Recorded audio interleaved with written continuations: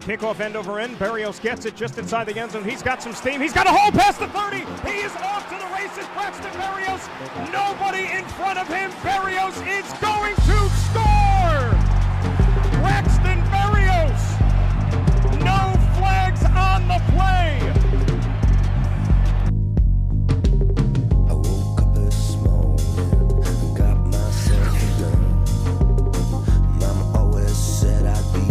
Play action, bootleg out to the right. He's got room to run.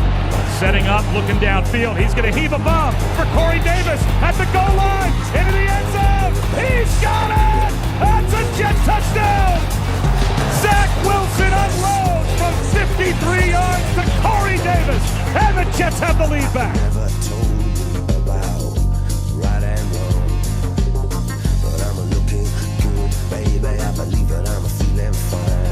I was born under a bad sun, blue moon in my eyes, so help me now. I got a blue moon in my eyes, Dwayne. So sad, Larry.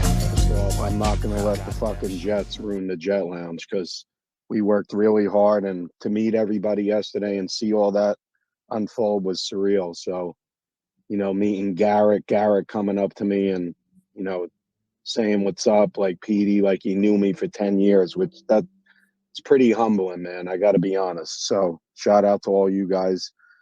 And, you know, as far as me, I like to go at it with Ray. It was raining, but I'm not giving the excuse. You're right. The four plays that stuck out of me was the missed field goal, then the the fucking Braden Mann punt in the second half. Also, we had Lamar Jackson stopped on that 2nd and 12 or 2nd and 13 or 3rd and 13, and he scrambled. And that one, and then freaking LaMarcus Joyner. That dude had no chance to catch that ball, and that pass interference for 43 yards just completely killed us, man. I can't get into it. The defense played well, but I'm just let me tell you, I'm pretty positive, but I walked out with the guy Joe that I sit with for over 20 years, and I'm just like, I thought about my kids and shit, and I'm just like, man, I'm getting tired, bro. I'm tired. You know, like, it sucks. There's nothing, you know. I didn't even like the fact in the third quarter when they fucking put Smith in and Berrios. It was 3rd and 15. You have to get 15 yards. Where is Elijah Moore? I know Davis too, but where's Wilson? It's just, I think LaFleur did a shitty job yesterday. I'm sorry. There was no creativity.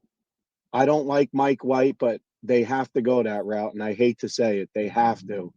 I haven't spoke. I got a show tonight. I really want to talk, but I want to let other people talk. But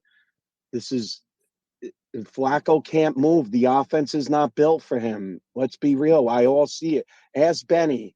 I was calling. This is not even a humble brag. Ask Benny. I was fucking calling out the motions, which way the person was going to go.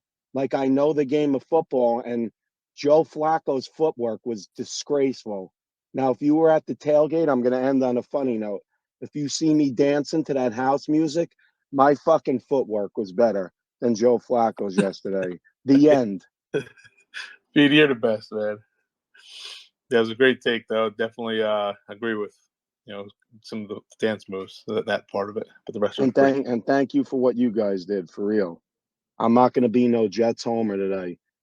You know, they have to win next week. If they put Flacco in, we're going to be 0-4 when we play Miami. We have an offense that looks like it's, you know, made around Zach with being mobile. And then we put the total opposite type of quarterback in there with the team and the scheme. So And Justin, the one thing that I want to say is that I've always said, can we win a fucking game in September instead of saying if we're 2-1, do you play Zach? Get the fuck out of here. Let's win language. Let's win one. Excuse my language, folks. Haven't won a fucking game in September since Sam Darnold's fucking rookie year against Zach Wilson has to play. You know what? It's incompetent when you don't have a quarterback. There's so many excuses, but Flacco's the leader of the team right now. And as Happy would say, and I'm going to quote him, He played like dog shit. Okay? Dog shit.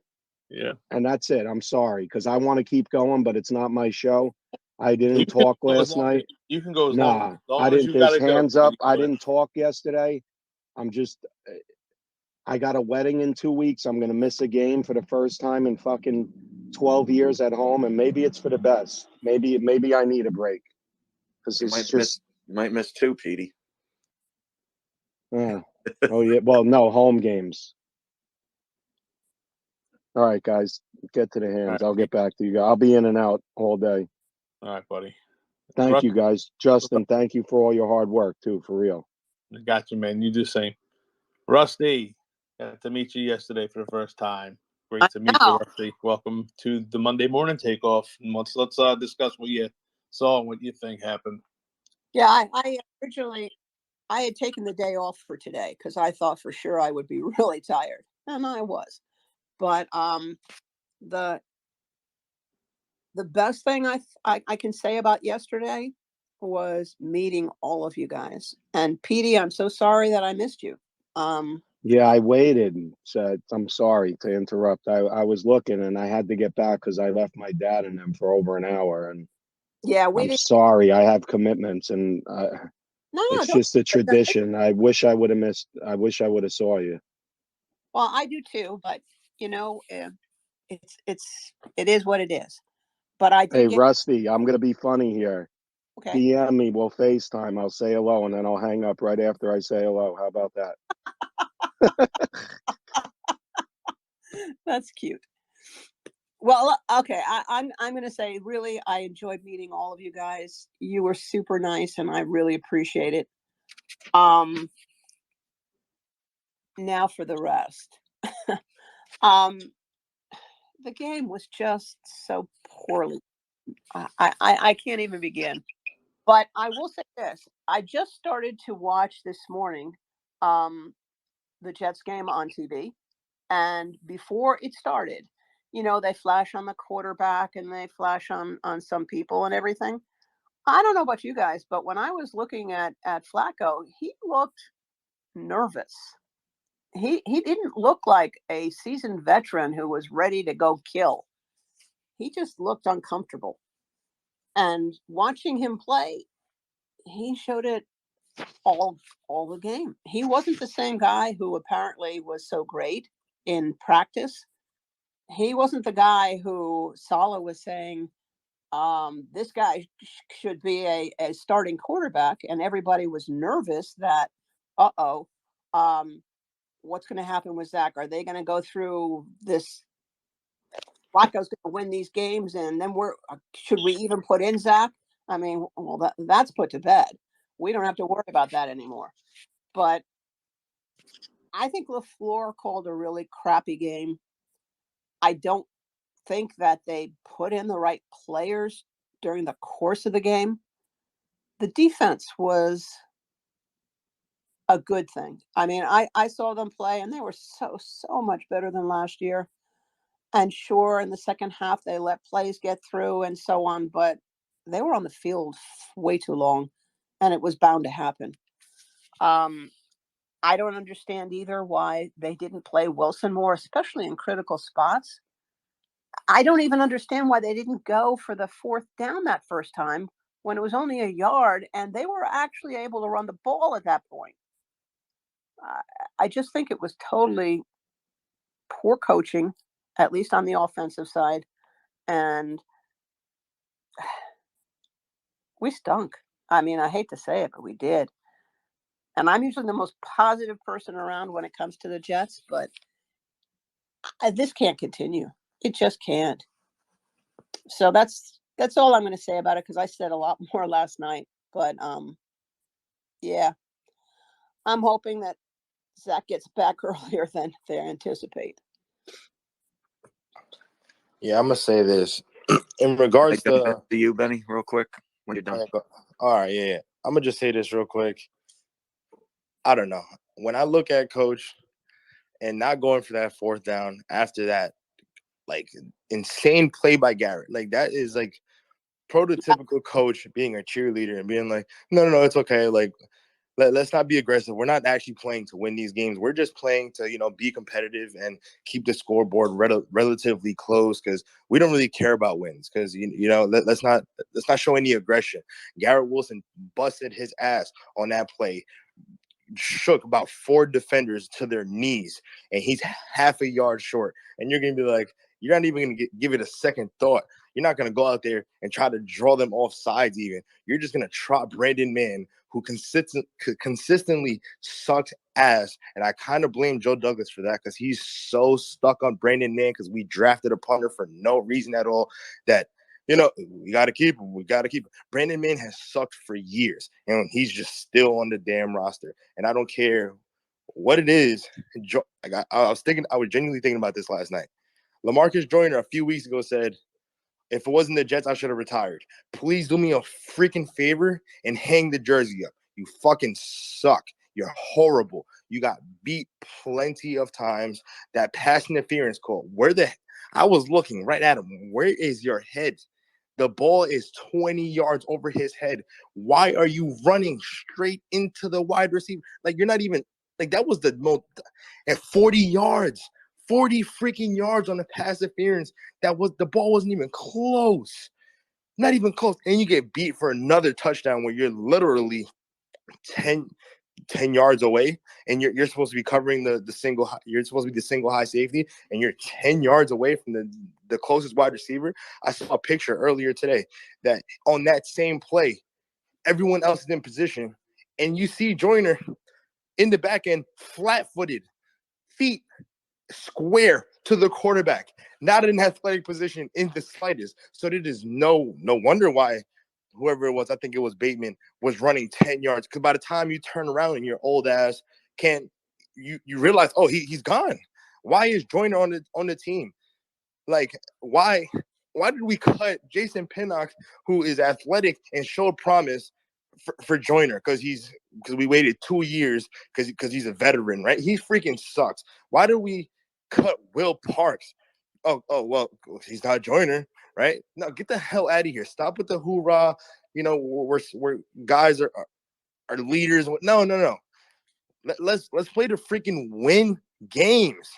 Why can't we play to win games? You see teams like the Lions, teams like the Giants, teams like the freaking Jags were all competitive.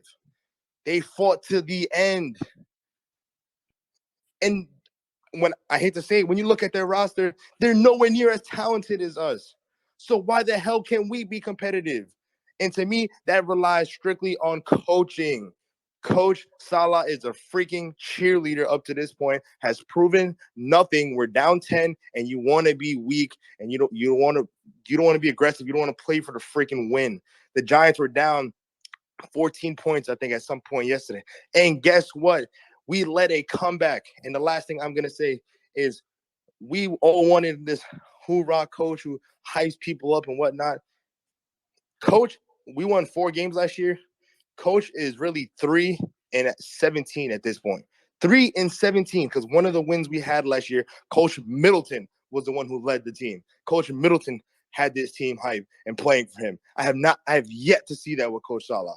And that is terrible. I see more from Dable yesterday than I've ever seen from Coach. And that is piss poor effort, piss poor coaching. And this is not a good sign moving forward. I don't care what nobody says. I'll just say something quick because I know, Justin, you want to get to the hands. I just wanted to rebound what Rusty said on the 4th down and what Benny said. I know we don't like analytics, but the analytics are there. What the hell are you doing? It's 4th and 1. This is how you change momentum of the game. Why wouldn't you go for that? Why? It doesn't make no sense. And again, the other New York team, Brian Dable, what did he go for it on 4th and 6? And they got it. And look what ended up happening. This is what, again, changes momentum. You get a big 4th down conversion. Who knows what could have happened? The momentum could have shifted. But instead, he sends the punt unit out. Brandon Mann punts like a freaking bum, as he's done since he got back from, his injury. So, like Rusty said, man, Mike LaFleur's game plan was horrific. I have no idea what the hell he was trying to do yesterday. No creativity. It looked like Adam Gase was calling plays with all the check down crap that was getting pulled. So yeah, we're gonna obviously. There's a lot of hands. There's a lot of requests.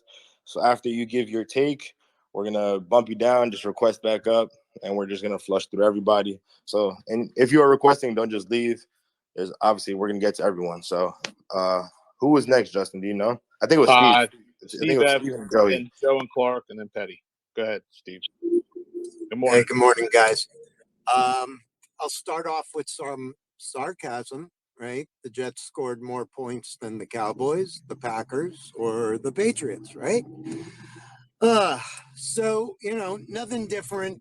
We know the positives. The one I'll disagree on, Benny, you had tweeted out about Bryce Hall yesterday. I mean, he had great coverage. Even Next Gen Stats said it was 3 inches of separation. But we know the negatives, and the common denominator is putrid coaching, right? Zerline, Braden Mann, Braxton Berrios with the fair catches. I felt like I was watching Jeremy Curley again. You get a good return, there's a penalty. Brant Boyer may be one of Westhoff's guys, but he's ass. LaFleur, Saleh, the cheerleader, and I didn't know any of you when he got hired, but I'll tell you, told my friends, be careful of these rah-rah guys. They laughed at me when I said about a nerd like Brandon Staley or droopy dog face Arthur Smith.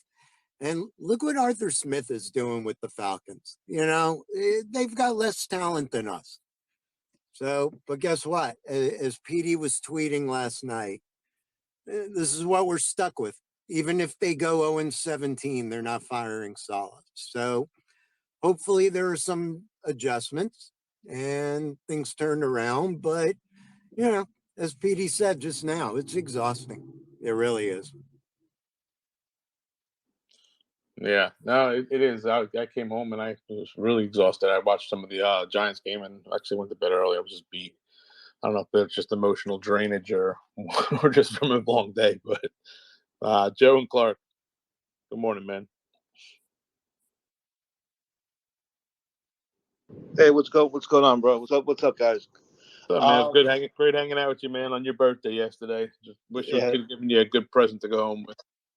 Yeah, I'm getting to the point now where it's funny, and a lot of people are starting to realize what I've been saying forever. I'm getting numb. It's I just saw a stat. We've had in the last 5 years 31 double-digit losses in the last 5 years.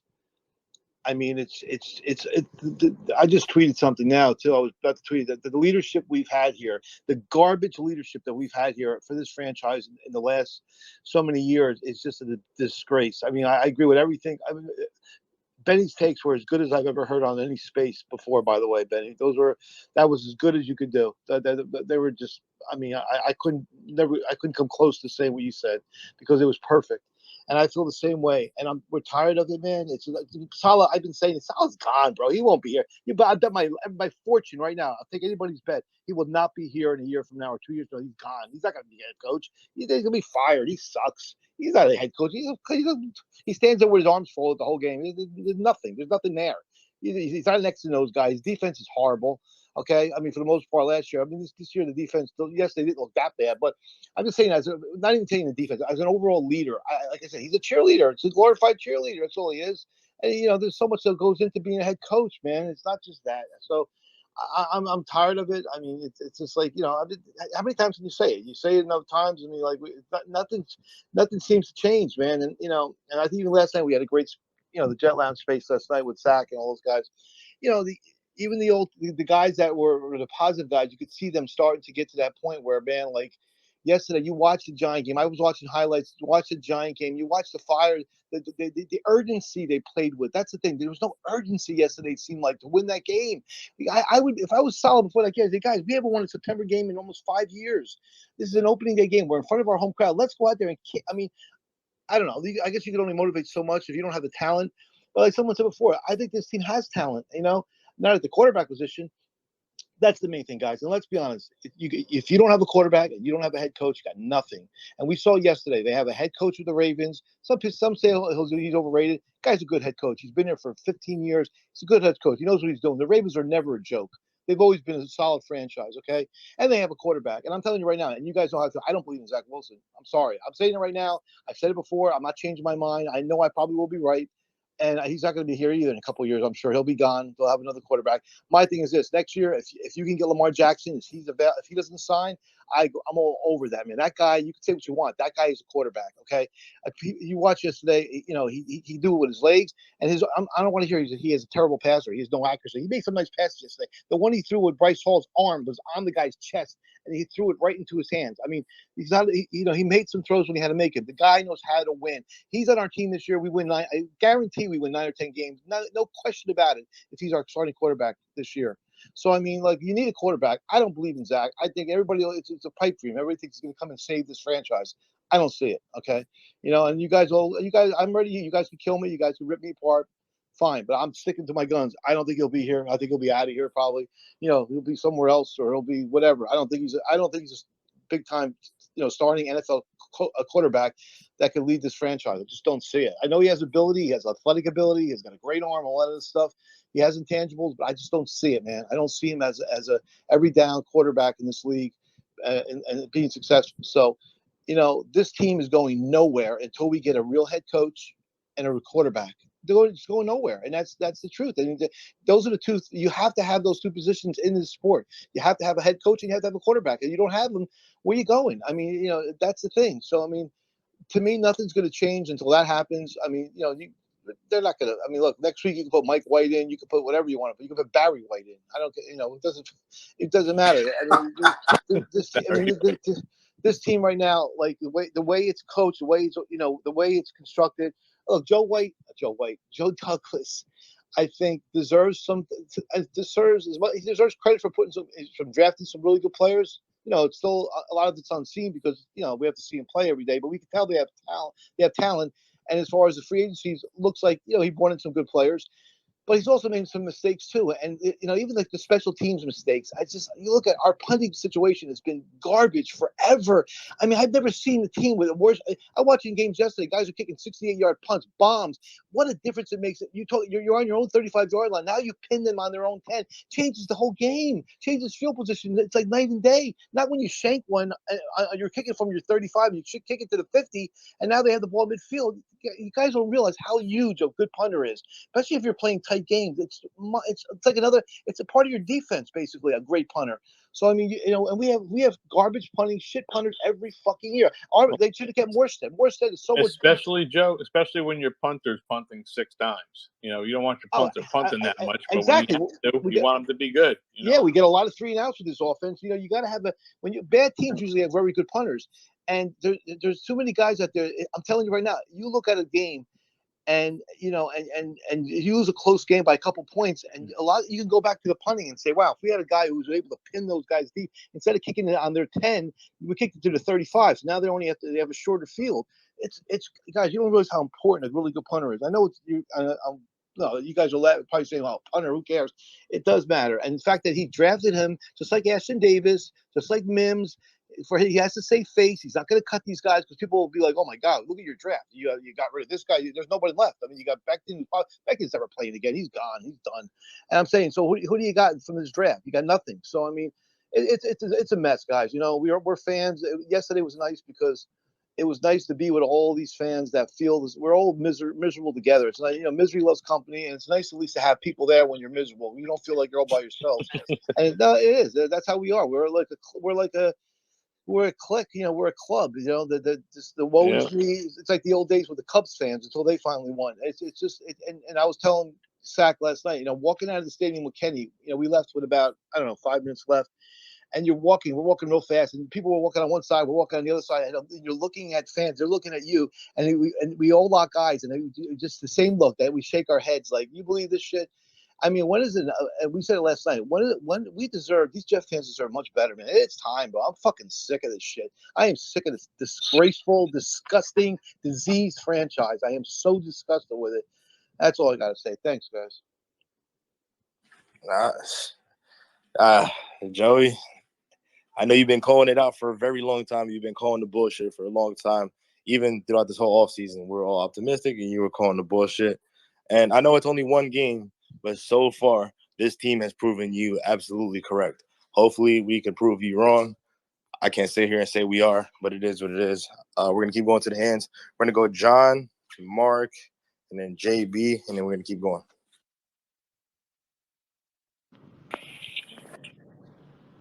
What's good, guys, man? It was one thing. I'm driving. I'm actually on my way home from New Jersey. So I just wanted to come in here and say what's up, man. It was good seeing you guys. Unfortunately, game was terrible. I think our whole team as a whole played pretty bad. I think one positive I would say is Michael Carter's a beast. Another negative is Corey Davis sucks. It's fucking terrible. You get paid millions, you can't catch a ball. It's terrible. What else was I thinking of? I don't know, man. One thing, I know everybody's on the negative. Everybody's kind of has their head down, but I think this game was like a lesson learned. We had all these draft picks, all these additions, and maybe the team thought they were better than what they are. So maybe it's a wake-up call. Like, hey, we're not as good as we think. So maybe the coaches and the team as a whole could wake the fuck up and say, all right, we need to do this, we need to do that. Because we're facing the Browns, and we can't. I don't see us losing to the Browns as bad as we did to the Ravens, but hopefully they get some shit together so we don't get our asses whooped against the fucking Browns. That would be terrible. But I'm gonna keep it short. It was good to see you guys, man. 6-hour trip for me, and I'm just getting home in about 20 minutes. So much love to everybody. Yeah, good to see you, John. Finally meet you in person. Appreciate it. Yeah, it's tough that you didn't come up here for some bring up that Florida sunshine and give us some better weather to play in. Oh man, I'm actually in West Virginia now. I'm not in Florida anymore. Oh, that's right. My bad. I knew you were in Florida at one point. Yeah. Well, good to see you, man. So yeah, it's crazy because once shit went downhill, who was I right next to? Joe and Clark. I was like, yo, this is a perfect moment. We were really just everything just went downhill, and the best person to be next to was Joe. It was awesome. Yeah, it was definitely a fun time to be around everybody like Joe said and everything, and but we got to find a way to have the offense move the ball. Like I said, man, we threw the ball 60 times and ran it 13. Like, come on, it's just I don't know. We got a lot of hands, so I'm not going to go off on it. So let's go with Mark. Hey, Justin. Happy Benny. Good morning. Good morning, Mark. How you doing, man? I'm good, man. Listen, I'm starting to feel like I don't fit in the lounge. I'll be perfectly honest with you. I love the team, but the fan base drives me bananas. And, you got one game, you trot out a 37-year-old backup quarterback, and also you have your third offensive line combination. Mekhi Becton goes down, then his backup Dwayne Brown goes down. Now you put Fan on the left side, and you wonder about porous offensive line play with a backup quarterback against the 2019 MVP. I watch a lot of football. I try to see the game as it is rather than saying, oh, well, we got to fire literally everybody. If we listen to Joe, it's like, oh, fire the line, fire the coaches, fire the GM, fire the fucking water boy. That'll fix the team. Listen, guys, I'm not popular here. This is a crock of horse shit. All right. The defense can be a top 10 unit in this league, period. But you can't have your defense try to carry the other two phases of the game, especially when now, if you think about it, with how the preseason is and practice is, these guys have not played 4 quarters of football, period. The pros haven't done it. And then you add to that the fact that they shouldn't be on the field that long. The defensive phase of the game cannot continue to carry the special teams and the offense. That's just how it is. The offense was putrid, and the stink of the offense spread that energy to the rest of the team. All right? Anyone who's saying, oh, yeah, we got to bring Flacco, what about the two? We talked about it. The 2-1, 3-1, the hypotheticals. Again, more bullshit. You got to get Zach Wilson on the field. This is about seeing whether or not Zach Wilson has the stuff. I'm not out on Zach Wilson. How can you be out on him when you have such a small selection of plays from the preseason? He had a handful of series and then is hurt. So we don't even know what he is yet. So look, This space feels to me like a bunch of guys sitting in a cockpit and the plane is starting to teeter and literally everyone's like pulling levers and cranking knobs and pushing buttons. Let me tell you something.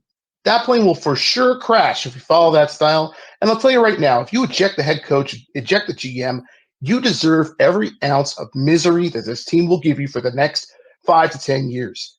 This is the second year of this rebuild. I understand people are impatient. Look, I'm 46 years old. Okay, I've watched a lot of shitty Jets football, but I try to see it as it is.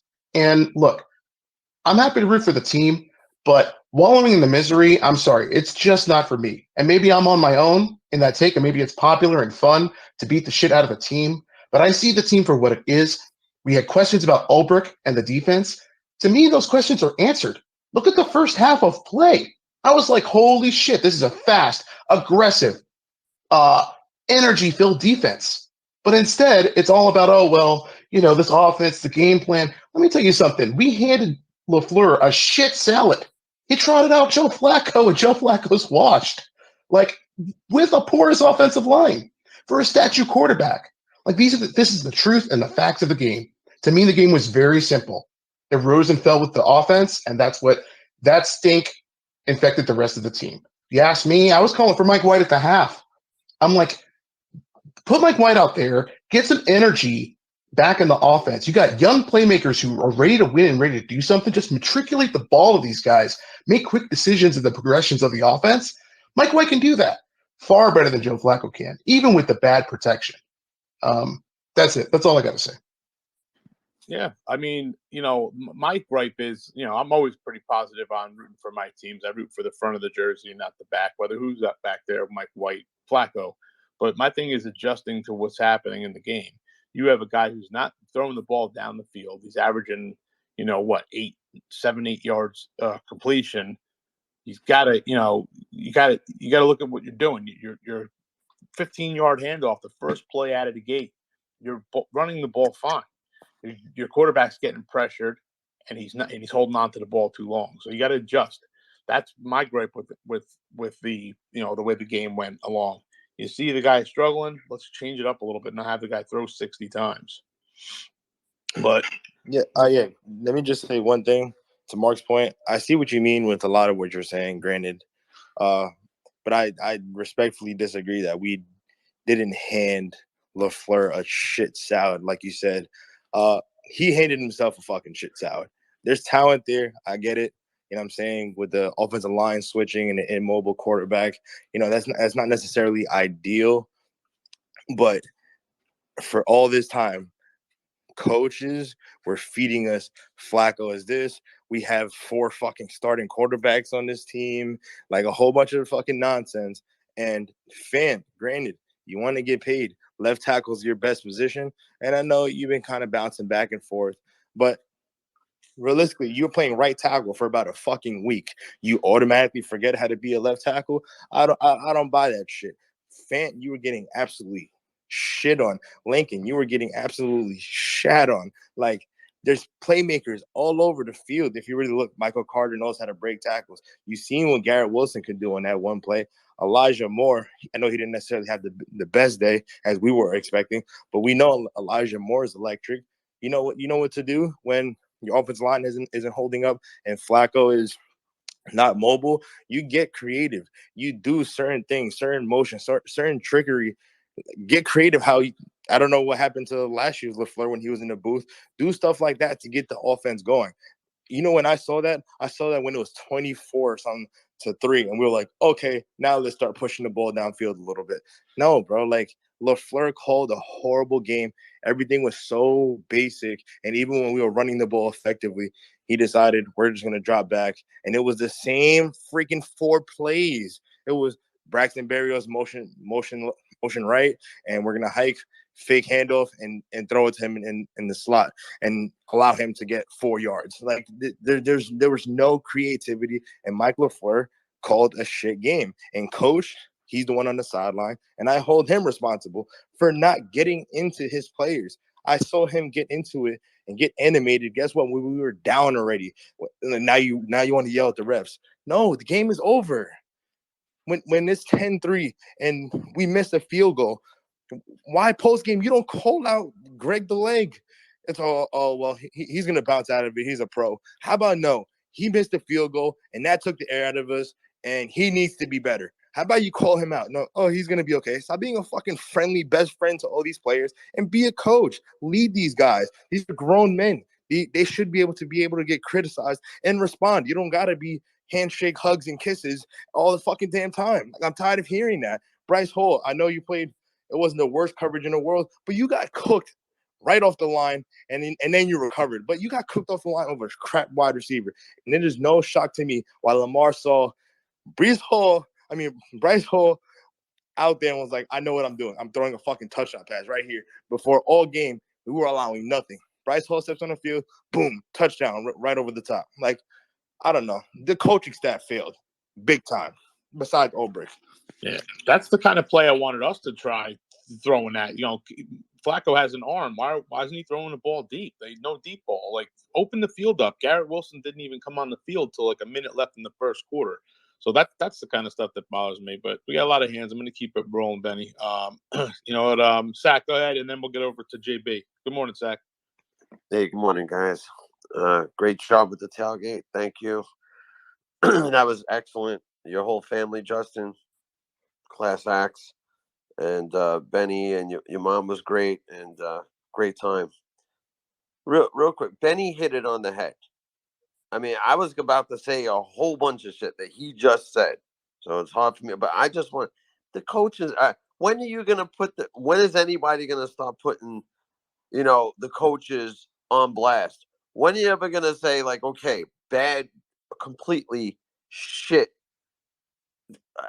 I'm so aggravated. It's such a completely shit game plan. First of all, you're running the ball and you don't stick with that. Then you're over here going, you're not throwing the ball at all downfield, like Benny said. Flacco. Look, I heard what Mark Torres said before. With Mike White, it's like, what stinks worse? Which one do you want? Because Mike White can't throw the ball downfield either. Okay, so you put Mike White in there, it's one dimensional. He's just going to check down, and then once people catch on to that, they throw 8 in the box. They know they can't burn them deep, and that's what they do to him. And you turn the team into a one-dimensional team. Then when the running game's not working, when they throw 8 in the box, we all stop blaming Breece Hall, and you stop blaming Michael Carter and the offensive line. Dude, you know how easy it is to game plan for a team that can't throw the ball downfield? Very easy. Look, Salah, like, again, what Benny said, and I've been saying this on the lounge forever. This guy he has to be your best friend. He's got, they were like, holding players accountable. He's like, look, we can't say nothing about these guys. Look, you're playing a grown man's game, a kid's game for a king's ransom. Salah has totally changed the way coaching is for the next 50 years, right? He has the idea that these players don't need discipline at all. They just, he doesn't hold anybody accountable. He threw Garrett Wilson under the bus. Where was Garrett Wilson? That probably the most electric guy on the field, with Elijah Moore, obviously. But dude, the game plan was horrible. Coaching was horrible. The offensive line did not play well at all. We have to put the blame, a lot of it, on the coaching staff. I'm not sold on Salah. People come after me. You know what? How could you be? How could you be after that? And I know it's one game. People want to, say, oh, it's only one game. No, you've seen the same mistakes as you've seen last week. And I'm not sure if anybody was on the field that anybody else on the field we were gonna win outside of guys like Josh Allen and these folks, because I think even Zach might have struggled. Maybe the outcome would have been a little bit better. I think he would have struggled as well. So that's what I say. I'm still in La La Land, but I know that was probably a throw up of a take, but yeah. I mean, look, guys, didn't look good. I'm just interested in hearing what everybody else has to say. So again, guys, you do a great job, and thanks for bringing me up real quick. And I'm just gonna go back to listening. But love you guys, and I'll be back later. Well, we love you back, and thanks for cooking up those food yesterday. The peppers and onions and the sausage. It was delicious. My kids and wife loved it, so I did too. Real quick. I sent to Happy this morning. Apparently, some food blogger, she slipped in the line somehow, and I guess she made me make her a cheesesteak, but I didn't know who the hell they were. I was just making them on order. People like, oh, cheesesteak, hot dogs, and she reviewed it. So it was an 8.3. It wasn't so bad. There you go. Yeah, food was good, man. We definitely had a good time over there. If you guys were at the tailgate, it was definitely fun. So thanks, Zach, for all you did. Enjoy the show. All right, guys. Keep the got a lot of hands. We're trying to get to everybody, so just be patient. You have a lot of requests if you're listening. Get you in as soon as we're just going to take your take, and then we'll move everybody to the next person. So, if we have to rebut from the first one, that's fine too. We'll talk. JB, go ahead, and then we'll go to Jim. JB, good morning. Yeah, good morning. Good morning, Justin. Good morning, guys. Biggest heartening thing for me yesterday is I live in the middle of Steeler and Raven country, so I got to hear that shit forever. And losing to them is terrible, for one. Joe Douglas' biggest fails with his team since he's been here is the kicking and punting, and also the lack to get a backup serviceable quarterback. We have not had a win other than Mike White as a backup quarterback, which I think the Bengals slept on us is the only reason why we beat them. But you run an offense based around Zach Wilson and his mobility, and Joe Flacco is the backup you want to keep. I mean, you got to get somebody at least mobile back there. I mean, I know it was preseason. Trey McSorley from the Ravens, he didn't fit in their offense. If anybody watched football, watch him at the Cardinals run around making plays in preseason. He was out there to go grab. I mean, there's guys I see all the time that we can get that we don't go get. And the other thing, being a Jets fan all these years, we draft these players like Garrett Wilson, barely play them, make excuses why we don't play them. And you watch these other teams that draft their players and put them out there. And they're making plays, putting up all these numbers, and it's the same old shit with us. Always young. It's body of work, stupid shit like that you got to hear. I'm 50-50 on Saleh right now.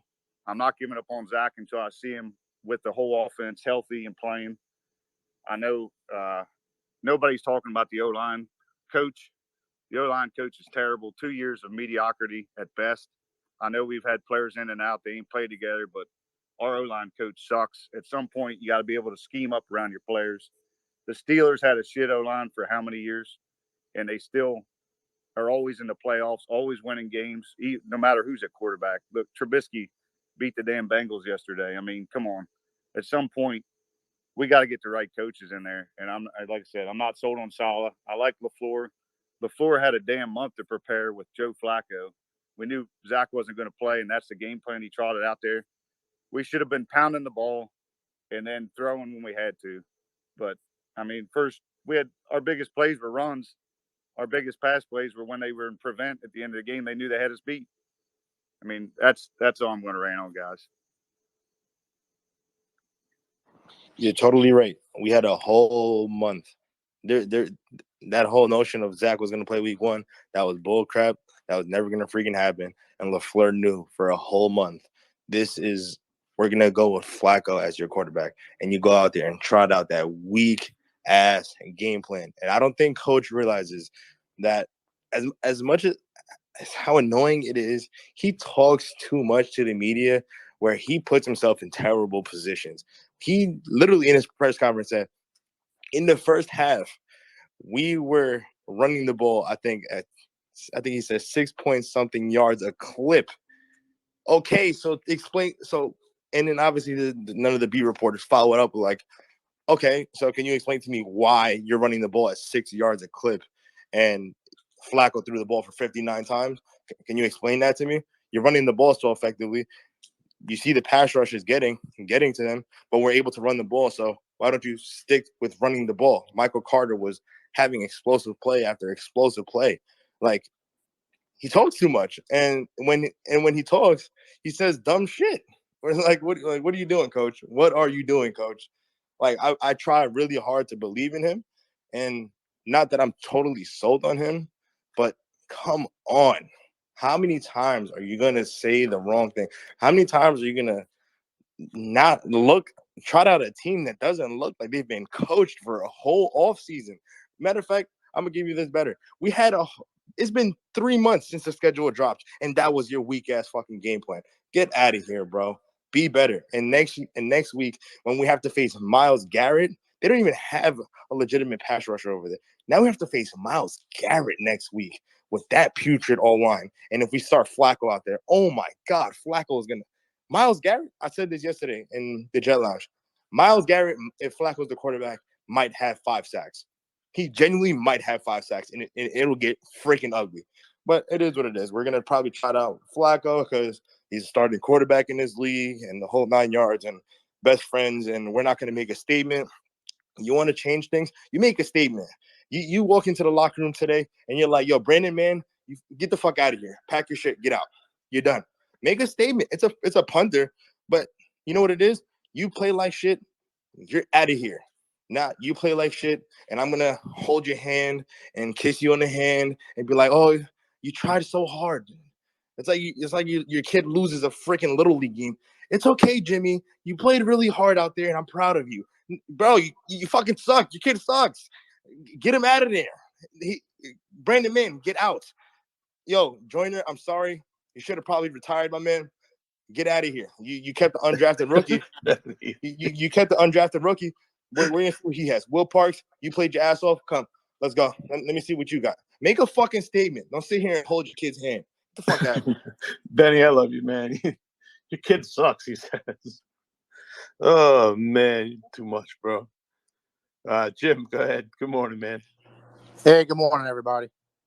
Good morning. How are you? Pissed off, but what else is new? You know, like people talking about the game plan and the coaches and all this stuff, and I agree with all this stuff with everybody's take. My take is, you know what, like, and I had faith in Salah, but I don't want to hear. I'm done. All gas, no brake. 60%. You're calling out a fucking rookie for the best play of the game for not, getting the first down. Like, same old Jets is a fucking thing for a reason. Because they're the same old fucking Jets. Maybe he should put that shirt on, and then he could take it off when they're not the fucking same old Jets. The expectation wasn't to win the game yesterday. Not for me. I didn't think we were going to win yesterday, even if Zach Wilson was there. But it's so fucking pathetic. You give them 3 points with a fucking pick. You give them, 7 points with a huge pass interference play. You give them another 7 points with a fucking 20-yard punt. Can you have the fucking lead for once for 30 seconds in the fucking game? Like, Jet fans just want that. Like, I don't know how many people were expecting a win yesterday, but we're expecting competitive fucking football, and we're not even getting that. So, like, the guy Mark that was up here before, this is why fucking, you're calling out, like, Jet fans, kind of. Like, this is why we're fucking pissed. Because, you know what? 5 minutes of the third quarter, I fucking turned off the game yesterday. I turned it off. I couldn't even fucking watch week 1 for a whole football game.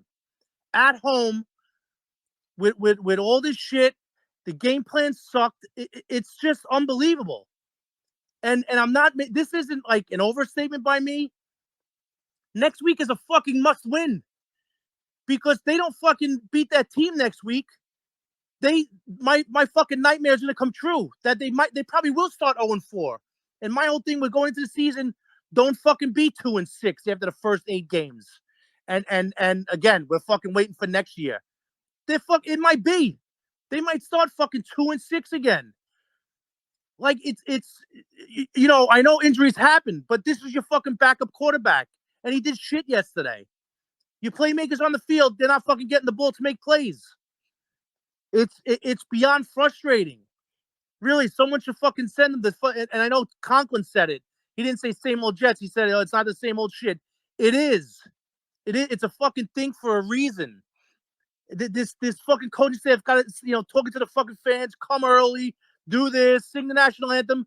You know what? You couldn't get a fucking lead for 30 seconds of the fucking game yesterday for this fan base.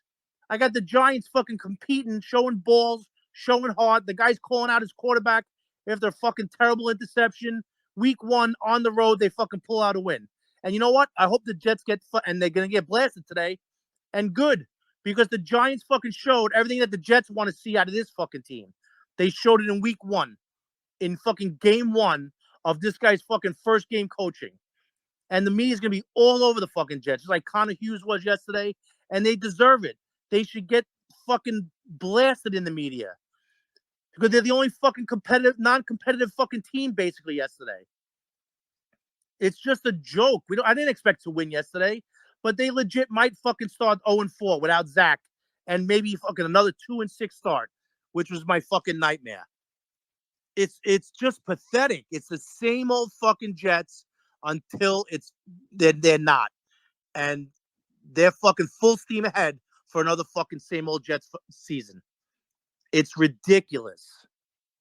Yeah, same old Jets until they're not. Well, we're just gonna be here rooting till they're not. What are we supposed to do? Like not root for them that they're doing the right thing. No, listen, we're always gonna root, but you fucking show something. Yeah. You want the fucking the fans to cheer? Give them something to fucking cheer about yesterday. I said you couldn't go up fucking 3-0 for a minute. They can't even get the fucking lead, not even close to a lead. When it was 10-0, I'm like, I don't think the Jets are scoring 10 points today. And sure as shit, they didn't. They scored fucking 9. Crazy. Crazy. I just feel like the offense is just not suited for Flacco. I really do. I really feel like it's just too much of a league. I don't anymore. I mean, Brady's mastered it, but having these guys have some type of mobility, extend plays to give your wide receivers some time to get open. I don't know. I think that's where we drafted guys that were able to be good with Zach, and then we have a guy who's totally opposite of him.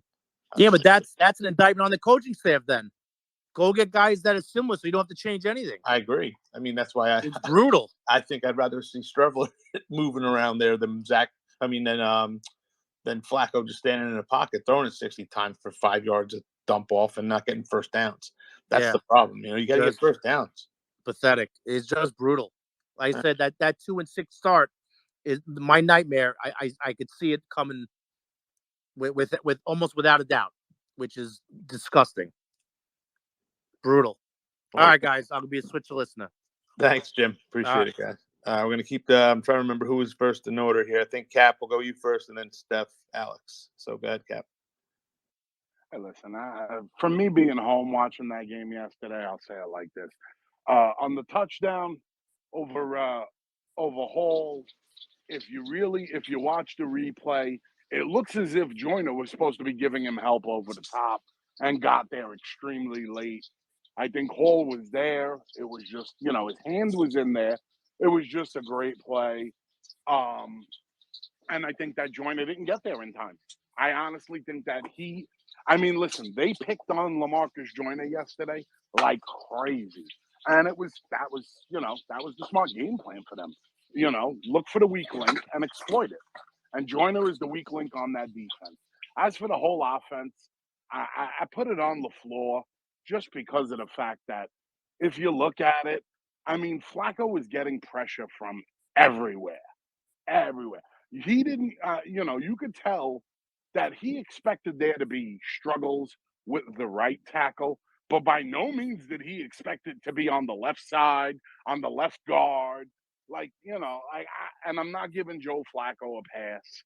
I'm giving I'm putting more blame on the offensive coordinator. Like, you see that after a quarter or two, like, okay, my left side isn't performing as well. You got to adjust to that. Flacco looked terrible. I get it, but I put that on the offensive coordinator. You got to know that your offensive line didn't look good. You have to know that, and you got to say, all right, if I got to adjust to it, it is what it is. And that's it. I can't put all the blame on Joe Flacco. As much as people want to shit all over him, I can't put it on him just because of the fact that he was just, when he had time, he was worried about the pressure, which, that's on him. But, it was, they couldn't block anybody yesterday. That's just the facts. You're right. He was rushed. He was knocked down 9 times. That's a good amount of times getting beat. Every time you turn around, Houston And is in that's the your coach's backfield. job to adjust to that. That's Yeah. your offensive coordinator's job to say, all right, we can't fucking pass protect the way we want to. Maybe I missed it because I had a lot going on yesterday, but I didn't see like a screen pass to a running back, like to slow the defense down a little. I didn't see any of that. I guess I could be wrong. They definitely had a lot of screen passes in what I saw, but the problem was they weren't throwing it deep at all. So they were, those screen passes were giving us, 3 yards, 4 yards, rather than maybe they would have gotten a 6 or 7 because they're playing back a little bit because we're throwing it deep every now and then. But when you're not, they're just not. Oh yeah, they're not a deep ball team. They're not doing it. So they're pressing us up front. They're getting into our backfield quick with Houston and what's his name, getting past Font and Tomlinson. They were just he had a lot of pressure and he was holding the ball too long, and not bringing in the guys who have the talent after they can catch the ball. Garrett Wilson not coming in until almost the second quarter, and then throwing it to Corey Davis and him dropping the ball. It's like you're Corey killing Davis drives. is ass. You're I'm gonna say killing he's drives. ass. Yeah, I don't know. But all right, man. Thanks for the take. We're gonna keep the hands going around. We got Steph, Alex. Go ahead, Steph. Good morning. I'm sorry, it's Steven. I'm sorry. The only way it shows up on the phone, it says Steph. So Steven, I'm sorry. Go ahead, Steven. Yeah, it's spelled with a PH, but it's Steven. Yeah, I appreciate that. Yeah, I mean, I'm just as frustrated as everyone else, obviously. I'm gonna start with the positives from everything. Just from I wasn't able to go to the game, but watching it, I could just tell that the energy was there. You could tell they were really hyped up to start the game. I mean, whether it was Elijah Moore, Michael Carter, or Quan Alexander, getting the crowd into it, and obviously the crowd was really excited being the opener, thinking things were different. But then the game actually started, the offense never got going, and I swear I had to rub my eyes. It looked like Luke Falk was back there, and it was 2019 where the offense was just so pathetic. Not even can't move, no rhythm, no getting first downs, and like I know this is going to come off really irrational or whatever, but part of me blames Zach Wilson in like in a preseason game fighting for yards and getting himself hurt, and now we have to suffer through this damn Joe Flacco experience for 3-4 weeks, and like I blame Joe Douglas for having that be your backup quarterback, thinking that a 37-year-old that can't move behind like just nothing. I blame LaFleur, who had a month basically of knowing Joe Flacco was going to be your quarterback, and that was the game plan. No deep shots, no taking advantage of Flacco's arm, whether it could be like pass interference or just anything. And I blame obviously the coaching staff again with Garrett Wilson. And the thing, this is what losing, especially the breed of losing that we've been doing the last 10 years is like every now, like fans are going at fans in terms of, oh, you got to say, like I've been called Mr. Negative. I've been told, oh, you got to be hopeful. You got to expect things to be different. But until like we all know, until it's actually like proven different, I'm not going to like get my hopes up and think things that will be different. Like think about like people have held Joe Douglas to a high standard because he's got talent on the team because McCagnon and Gase were that bad, but that's such a low bar to clear. Like, yes, we actually have talent, and people have said, oh, it's just year 2 of the rebuild. The Lions are in the same year 2 of the rebuild, and they put up 35 points yesterday, and we're in that game. And we're competing and doing everything they can. With less talent. With less talent, too. Granted. With less talent. I'm tired of Robert Saleh only going rah-rah when something good happens. How about go off on somebody when something bad happens? How about telling Joe Flacco he sucks? How about having a kicker and like we're watching kickers kick 60-yard field goals now, and we can't even kick an extra point. Like I laughed out loud when we missed the extra point. I'm like, of course, a fucking like God, we can't even like take the little things. It's like Braden Manning. Oh, we drafted him in the 6th round. He's a college legend punter. Freaking Matt Amendola for a game was better than him when he had to do it in shot duty for that one game. Like, I'm just so, like, I'm tired of being called Mr. Negative because I'm just calling out what I see. And it's like, things are not going to be different. Joe Flacco, I get it. We're all fans. We're all passionate. And like, it's just, I just don't want to like give myself false hope and say things that I know aren't going to. Joe Flacco is going to start Sunday. There isn't going to be Mike White. The only expectation I have different for Sunday against the Browns is I'm praying to God they put Wilson in more than Corey Davis. But I can't even fully expect that because this coaching staff and this team has given me nothing over the last 10 years to have any faith in. It's been a pedigree of losing. And until that changes, I'm not going to just start thinking that it's going to be different. Like Joe from Clark has said, it's like just because we name these guys, the only thing I say about Zach is, and again, the reason I blame him, and in a sense, is like, not only, I don't know if yesterday would have been different with him, but at least if he would have played, we would have gotten more information on if he's the guy or not. And it's just, that's what's really frustrating is like, yeah, we got 3 more games of Joe Flacco, if that, because God, with Saleh always saying, oh, well, he'll be back so-and-so. God, Zach would be out for like half the year, the way he's been telling injuries and saying guys are going to come back. It's just so infuriating. And it's just, I get everybody. I'm not telling anybody how to fan, but I'm also, I guess my thing is just like, don't tell me how to be a fan. Like, I've seen this thing for 10 years now. Like, the last time the Jets were good, I couldn't legally drink. Like, that's how long it's been. Like, I've never even been able to enjoy this team in 10 years. And I feel like it's just like so infuriating. And I'm rambling now. I'm going to like come off and everything like that. But it's just like, it's just really infuriating. And I know we were all so pumped up. When Michael Carter had that first run to begin the game, we were all fired up, hoping things were going to be different. And then that shit of an offense happened. And it's just, again, like somebody said, oh, the nightmare is 2-6. I want to know where the 2 wins are coming from. Especially if like this is the like Joe Flacco. And then when Zach, my fear, and this is my fear, is that it's going to be like Zach comes back, gets a rally win, and then his preseason basically is the gauntlet of Green Bay and Denver and everything like that. It's just, God, man, it's just so infuriating because this coaching staff, we have the talent now to be better, and now the coaching staff, I have to have faith in them to be different when they've given us nothing to. Yeah. Great points in there, and I'm glad you got it off your chest. That was a good one, Steven. I really appreciate it. Yeah, can I just say one thing real quick?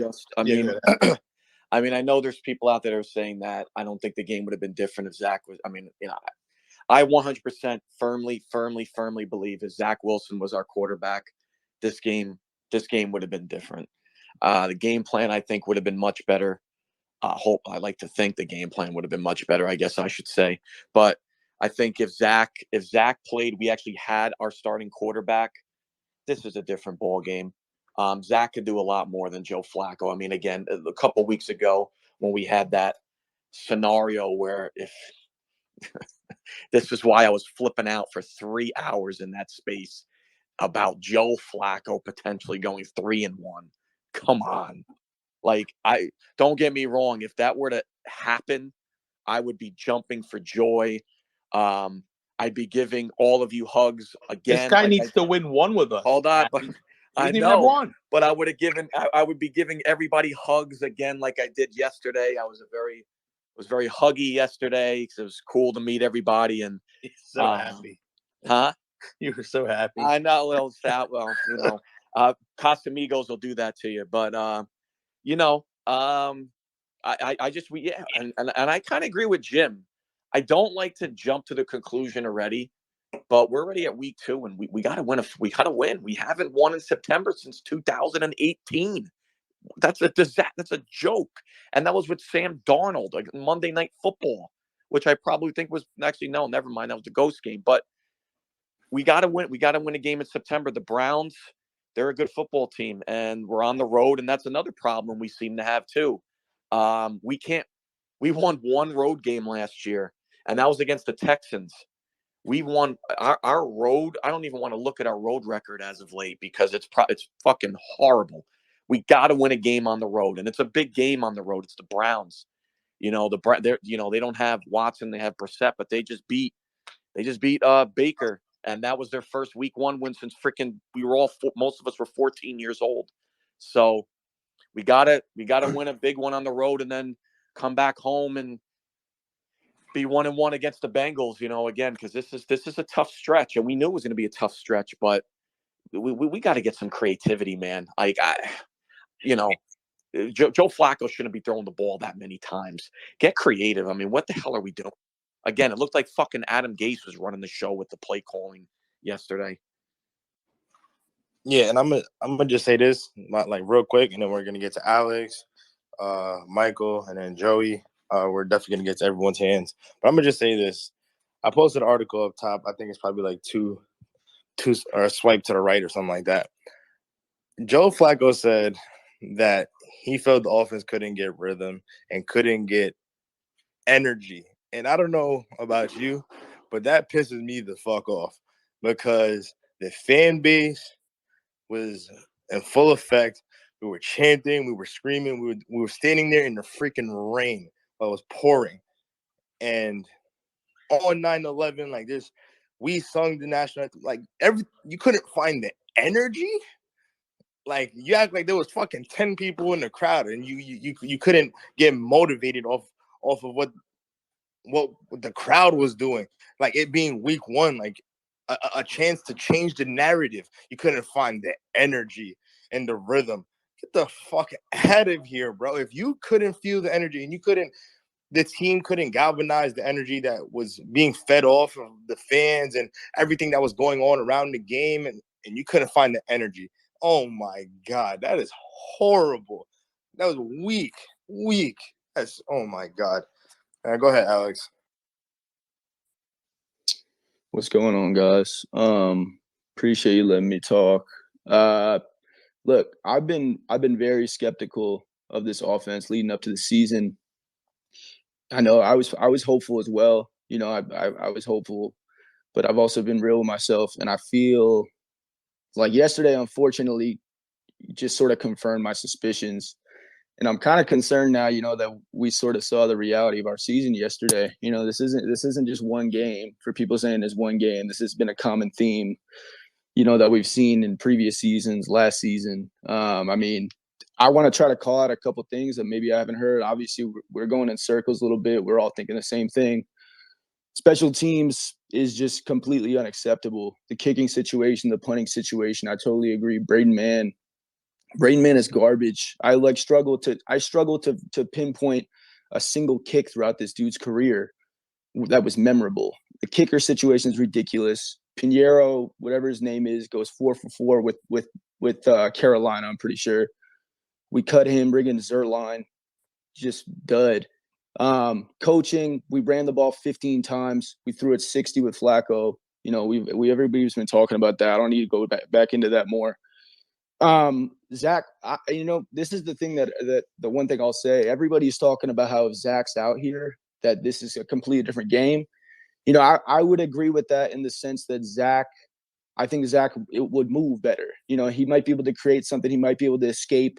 He might just off his mobility, maybe he could do something more. But I'm not convinced that this offense would look any different. I'm sorry. I'm not convinced it would look any different. I don't think the play calling would change all that much. I'm not convinced. And the other thing is this motherfucker, Josh Allen, excuse my language, gets suplexed up and down the field, stiff arming guys, dropping his shoulder every play up in Buffalo. Our guy makes one cut in preseason and he's out 2 months. And let's be real here. If Zach could just make some of the basic passes on first and second down to where he's not in a 3rd and 9 situation, he's got to roll out because he's got happy feet and he's got to run and get hurt. If he could make some of these throws, he wouldn't be hurt. Maybe he'd be on the field, So, look, we can't do anything about that. He comes back when he comes back, but that's just my 2 cents there. The PI call yesterday, look, Joyner sucks. He was lost on that play. But if you ask me, that PI call was dog shit. The ball was 20 feet ahead of the receiver. I didn't see a hold. He might have bumped into him. Yeah, it probably was a flag in that respect, but he was not catching that. The O-line project to me is getting ridiculous. This isn't year 2 of the rebuild. Douglas has been here since 2019. He's been here since 2019. We've been paying him since 2019. This O-line yeah, there's been a lot of issues with injuries and stuff. Guys have had to move around, but there's no reason that Fant, Tomlinson, McGovern, Vera Tucker, and Max Mitchell, who was the best damn offensive lineman yesterday. There's no reason that offensive lineman should look the way they looked yesterday, especially on that left side. Eventually, we got to start talking about this 2020 draft. The 2020 draft was a nightmare. I mean, we picked, no offense to Makai, we picked the combine specimen over the guy that was the better tackle, who's an all-pro, who's been beat like 3 times in his career. So that's another thing we got to talk about at some point. But yeah, look, these are just some of my thoughts. Let's see what happens. I'm concerned. I don't know that this is just something they where they flip a switch and they become competitive. I'm concerned as well, just like everybody in here, that we ain't gonna win again in September. We haven't won a game in September since Adam Gase was around, which is ridiculous. 2019. But yeah, that's where I'm at. But you guys got a good thing going on in here. I haven't been in this room too much, but I'll be in here with you guys throughout the year. So this is like an AA meeting for me, to be honest. And I think it is for everybody else, So honestly, I respect that you guys all went to the game, because it couldn't be me right now. I went to the Jacksonville game last year because I was in town. I got a free ticket. But like, I'm of the mindset where I don't even want to give these fucks, I love this team. Excuse my language. I don't want to give them my money right now. I ain't buying any merch. Whose jersey am I gonna buy? I'm not giving them my money. I'm not giving them my time right now. I watch the games, I watch every game. And it sucks when you got to turn the game off in week 1. Whoever said that, that's a fact. Like, I literally had to turn the game off in week 1. We can't watch the whole game and just, we can't get a first down. Like, Jesus Christ. Like, it's getting ridiculous. It's not year 2 of the rebuilds. It's year 4. I'm sort of out on the coaching as well. And like, I'm concerned that this isn't an immediate fix. I don't know, man, but that's what I got. Yeah, well, Fire take. We are here. Fire fucking take. Well, it was definitely a good one, but we'll be here every Monday morning. We'll be here, like I said, man, like your AA meeting where you can sit here and get over it, or we'll be here to celebrate with each other. So thanks, sir, man. We'll hope to hear from you more. All right, let me try to keep this in order where I leave off. I think we got Michael, Elias, and then Big T. Go ahead, Mike. Good morning. Hey, Justin. Nice seeing you at the game yesterday. You too, man. It was a pleasure to meet you. What was I going to say? So, based on what you guys are saying, so who are we drafting first overall then coming this draft? No, really. Man, don't start with that already. No, really. So this is reality. So you guys keep talking about why didn't we take, deeper shots? Well, take deeper shots with what time? The O-line was not giving Flacco any time. Sure, sometimes he was standing there and holding the ball too long, but even that, when we had long passes, larger, that take longer to develop, he was getting hit before those passes were developing. He was holding the ball too long because nobody was open. So that's the reality from that aspect. And the other thing that I want to say is that I don't want to hear about the Lions and the Giants and all these teams that played well. I mean, they all had their starting quarterback. They didn't have their line flip-flopping from one side to the other all training camp. This guy gets hurt and Fant has to switch to this side. Then we bring in this guy and Fant switches, and this guy gets hurt and we flip Fant again. They didn't have all this moving parts. So it's not the same. Not only that, but the Giants beat the Titans. The Jets beat the Titans last year. Who cares? I'm not impressed by that. The Lions played well against the Eagles. Good for them. I mean, they have a decent quarterback in Goff. I know he doesn't get a lot of credit, but he's decent. So I don't want to hear about the other teams. We had 80-year-old quarterback tried it out with his walker. Like, who cares? He can't do anything, and that's the reality. We need to focus on our team. You want to fix our team? Fix our special teams first and foremost. Our 2020 draft was a bust straight out. Our punter came out, was drafted from that draft. He's a bust. Cut him. Bring in somebody. There's somebody on the street that won't shank a punt, 20 yards out of bounds. Like, that's not going to happen there's people out there that can actually punt. Bring somebody in. The kicker, fine. It's Greg Zuerlein. Maybe it was his first game in a while. Let's see what he can do. As far as the quarterback goes, I want to switch it out. Whether it's White or you want to give Strevler a chance, fine. But I think the move is White right now. At least he can move a little bit. People say he can't pass the ball deep. Well, I don't know. I watched the Bengals game and he was throwing it deep sometimes when it was open. Bro, So you felt like at least our whole 2022 draft was a bust? our whole 2020 Oh, draft was a 2020. bust. Okay. Yeah, I mean the punter came from 2020, not 2022. Our 2022 draft was good. I mean, besides Brees Hall fumbling, we did pretty well overall. Sauce was covering his man. I mean, he even covered Mark Andrews on a Yeah, would-be that touchdown happened against right any in other front of me. cornerback. I love to see that. That was good. Yeah. So no, our 2022 draft was good. Our 2021 draft is good. People are developing, but we can't compare ourselves to teams that have their starting quarterback out there and their starting line. That's how I feel. I think we're moving in the right direction. We just need fucking Zach to come back, and then we can start talking. As far as the game plan, I mean, the game plan is what it is. The defense worked, but the offense can't work with what we have out there. That's the reality. You know, I'm gonna say this. I see what you mean, that we didn't have our starting quarterback and that our tackle situation, whatever the fuck. I said this earlier. George Fant was our left tackle the whole offseason program. He played right tackle for about a week and a half, and out of nowhere, he forgets how to play left tackle because he was absolutely fucking garbage yesterday. And I know you're talking about the Giants had their starting quarterback.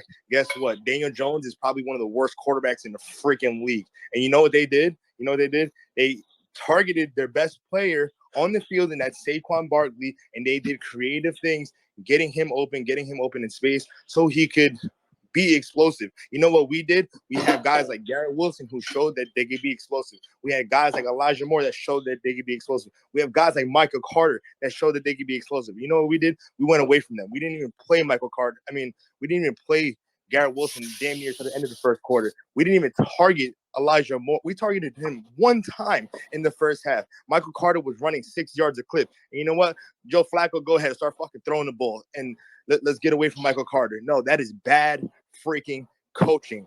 Bad coaching. Saquon was the only player on that offense. He went for almost 200 yards, 200 scrimmage yards. You know why? Because I'm not going to say I'm sold on it, whatever, but they had a good game plan and they went into it and they won because of it, because they went and did things with their playmakers. That's not what we do here. We let Joe Flacco be a fucking statue and stand back there and not fucking move and do whatever the fuck. No, how about you get fucking creative, bro? Don't run the ball, and then the little fucking play action where these dudes can fucking pin their ears back and go straight at fucking Joe Flacco, who's not gonna move at all. How about you pass on first down? Bro, to your defense, do something crazy like that, bro. That's bad coaching. That's fucking horrible. Hey, bro, I agree with you, but I do kind of feel like we used Brees and Michael Carter together. Like they were on the field together. Sometimes we moved Michael Carter to the slot. We had Brees in the backfield.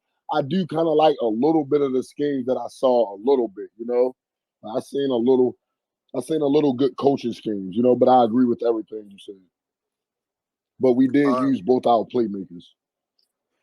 But yeah, yo, Big Mo, But just put your hand up, bro, and then we're gonna definitely get to you, bro. Oh, Michael, my bad. I didn't know it worked like that. I apologize. I'm sorry. No, you good, bro. You good. You solid, bro. That was a good take, though. I mean, you got to game plan better. And you know, as far as what you were saying, though, Big Mo, like they didn't use Brees the way he only took 6 carries. Like these guys they should be in the game plan more when they're producing while they're out there. Michael Carter ran the ball 10 times, 60 yards. So just imagine he's running 6 yards a clip. Give him the ball more. That's up first down every 2 times he touches the ball. Give it to him. I don't know. Let's keep going to hands. We got Joey, then Big T. Go ahead, Joe. Yo, what's up, boys? How you doing? Good morning, man. It's a pleasure meeting you, man. Yeah, bro. Awesome. So First and foremost, like all you boys over at the Jets Lounge, I had a great time. My wife had a great time, so that was awesome. So I appreciate it. It was fantastic to meet you guys, bro. Sack killed it on the grill, so that was awesome. Yes, sir. Yes, sir. You know, as far as the game, man, you know, the first half, that was what I wanted to see, like a boring ground and pound, really good defense. it wasn't thrilling, but I figured in my head, if we're gonna win, that's how we're gonna win. We're gonna play some defense, and our defense played fucking lights out. Outside of Joyner, and at the end of the game they got worn out because of the offense and Flacco. But I was impressed with the defense. Very impressed with Michael Carter. I think really all the receivers when they actually got the opportunity. I mean, Corey Davis even made some incredible catches. Get throwing his body out there, just putting it all out there. So, I just think the O line. I'll touch on whatever that other person said. They back and forth. We lose Becton, then we lose, fucking Brown and this and that.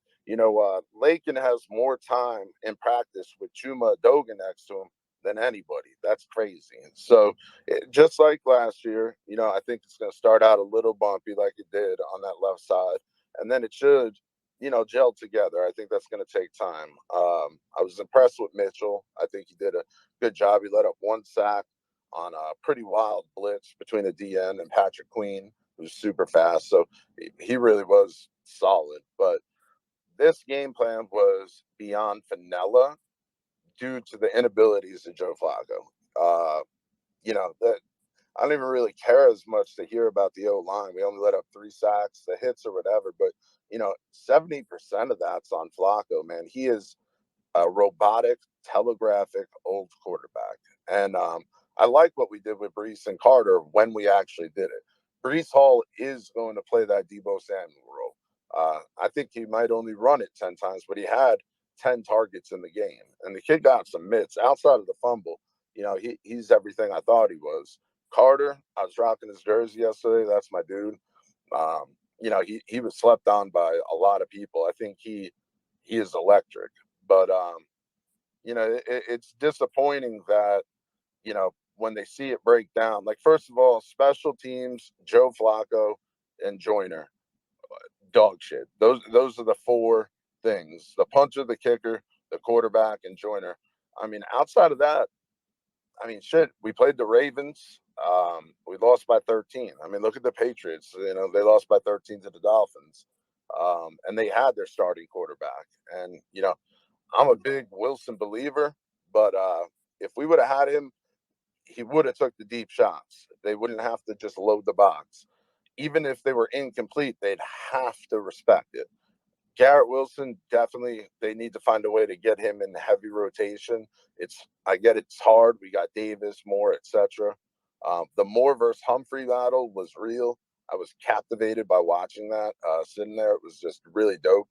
But I think we're going to be fine, man. I do think we should get. I've been pounding the table for that guy Brett Kern, the punter from the Titans. He's like top 5 in the league. He's still out there. It's mind blowing. We didn't sign that guy. Zerloin, I get what the other guy said. Give him another one. But if he sucks again, get rid of that fucking guy.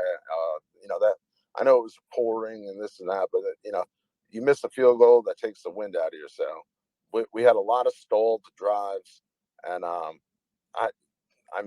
don't care. I know Streva, that's kind of like a joke, but in reality, like, we need a spark, and Flacco's not going to do it, and Mike White's just a younger Flacco. So, until we get Zach back and the offensive line works itself out with the tackles, we're going to be relying on ground and pound and defense. I don't know why the fuck we stopped running that football, at all. I know they loaded the box, but it just the game plan. It's like the first half was good, and then it's like I don't know what the fuck they were thinking on offense in that second half. We could have kept it a much closer game if we hit the field goals, if we didn't shoot ourselves in the foot so many times. But I'm not gonna lie. I'm impressed with Ulbrich and Salah on defense. We have the ability to have a top half of the league defense this year and be great next year. But man, we just need Wilson back and the O line to gel, and then either special teams get rid of these fucking 2 kicking punting bastards, or they need to get their shit together like real quick. But that's pretty much it, man. I had a blast with you guys. It was awesome meeting you guys. Definitely was a good time. Meet my boy Joey Clark right there, buddy. I got to hang out with him. So he got me a soda when I dropped mine like a big retard. You got fumbles like the Jets, man. I You know, did, bro. It's we terrible. can't recover from, you know, kind of fumbling like that. And it could have been another one where he was with intentional grounding in the beginning, where he would have been all the way in our own red zone. Well, this is another thing, So- Justin. Too. You know, there was three throws that this guy dirted the ball, bro. You know, like towards. Oh yeah, it was Tom, the second play of the game to Carter. I mean, That's like, what I mean. So, you know, now think if that was Zach Wilson, people would be dragging this kid through the street right now if he only had one pass like that. I heard a lot of shit in the preseason, blah, blah, over 5 passes. Look, I will take Zach Wilson at his worst over what I seen yesterday. Yeah, There's no way I around think that. I That think was disgusting. Flacco was 37 for 59, so he definitely wasn't, you know, 307 yards, a touchdown, and the pick that he threw was like, oh, Cager fell. He threw it. There was like 2 guys there. I don't care who he fell. He wasn't catching that. So you know, as far as like, you know, we making stupid mistakes, you know, the punt, you know, the fumbles, you know, Conklin had a fumble there with it was 3rd and 5, like that pretty much killed the drive because we got the ball back, but now It went backwards. It went backwards. So, you know, you can't make these dumb mistakes. You know, We had more with the offensive pass interference. That would have been a touchdown. We had Carter dropping it. That's a touchdown. You know, so bonehead mistakes too. I mean, the coaches put these guys sometimes in the right spot, and then they screw up. Look at the drop from Corey Davis. It's like he killed drives. We wound up punting. They score. Now that's two scores to nothing when he just flipped the score 10 points. Yeah, I mean, and also, bro, Cager, you know, slipping, whatever he did, that's fine. But he had 2 holding penalties, and I don't know where Uzoma went. You know, I don't know if he assigned that guy to just be a rah-rah guy and chill. Well, but, the snaps he wasn't in on them, Joe. Yeah, I know. I don't understand Conklin that. out there with the snap count. Yeah. Listen, I'm gonna keep you got a lot of hands. We're gonna keep it going. Yeah, go ahead, boys. You guys are awesome. It was a pleasure meeting you, Joe. Yeah, bro. I'm still driving back with my wife, so I'm gonna jump off of here. Well, be safe, man. All right, I'm boys. gonna go Big T, then Chris, then Joe and Clark. So go, and then to get to Terrence. So go ahead, Big T. Good morning. What's up, Justin, Benny? What's morning, up, Joey? guys. What's up, everybody? What's going on? Obviously, it's not everyone's playing Monday quarterback. I'm gonna definitely agree with a lot of sentiments as far as what Joey was saying or whatever. Obviously, Joe Flacco's a statue. Obviously, it's not as bad as it looks because you have to look at it or whatever. Obviously, he threw for over 300 yards or whatever. But obviously, if you can't block for him, he was trying. You could see he was trying to throw deep and letting it develop. But obviously, it was raining, and they couldn't block for him. And their offense was being very sporadic because they were moving the ball, but they were being sporadic. And there were, some people were dropping big plays. The one on Corey Davis, so we're dropping, he threw it off shoulder on the side or whatever. It's raining. I don't know if you guys ever play football, but when it's raining, it's really hard to catch the ball. And these guys are probably throwing the ball really hard or whatever. So I'll give him a pass on that one because Corey Davis did make some plays. You know what I'm saying? Throwing his body out there like Joey Jets was saying. I think they should have stuck with the run a lot more. I think we were running. We needed to ground and pound. The Jets defense was flying around. They were playing fast. It's not going to be the same old Jets with their defense or whatever. If they stay healthy, the Jets defense is going to keep them in games. We were playing against the Ravens. We were playing against the former MVP. We were playing against a dude that's playing on the 5th year of his contract that's playing for 200 and something somewhat up guarantee. He was going to ball, and he's probably going to ball because we're going to be rooting for him because he's playing Miami next week, and he's playing the whole goddamn AFC. So we're going to root for Dan Jackson to do what he did to us.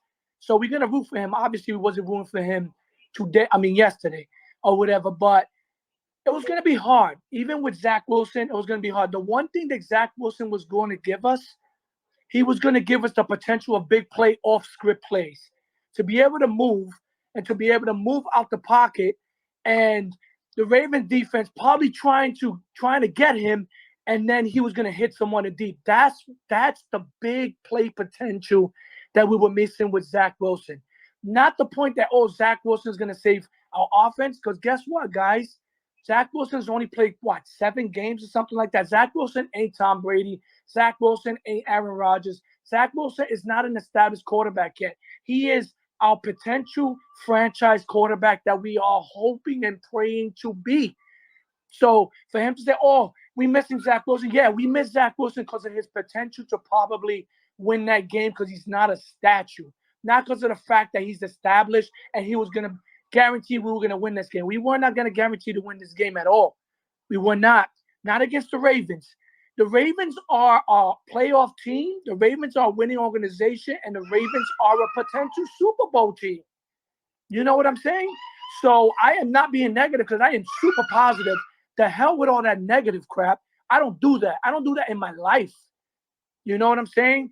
I don't do that at all or whatever. And the season is not over with.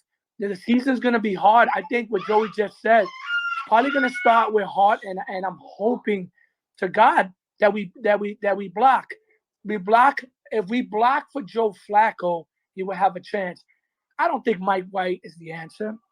I don't think Strevler is the answer. We're going to get excited because guess what? If they're bringing Mike White or Strevler and to destroy him, guess what's going to happen on his lounge? We're going to eat him alive. You know what I'm saying? Regardless of the fact of Joe Flacco, he's seen every defense. But the problem is, obviously, he's a statue. I'm hoping he's able to move and slide in the pocket. He wasn't able to do that. Because you don't need to scramble to be able to slide and manipulate the pocket. You know what I'm saying? Tom Brady, he's the GOAT. We all know we can't compare him to that or whatever, but he cannot. Let me move up. Then my grandson is probably giving you guys a show. I'm moving to the room. The game, I put this on the coaches, guys. I put this on the coaches. There were no adjustments.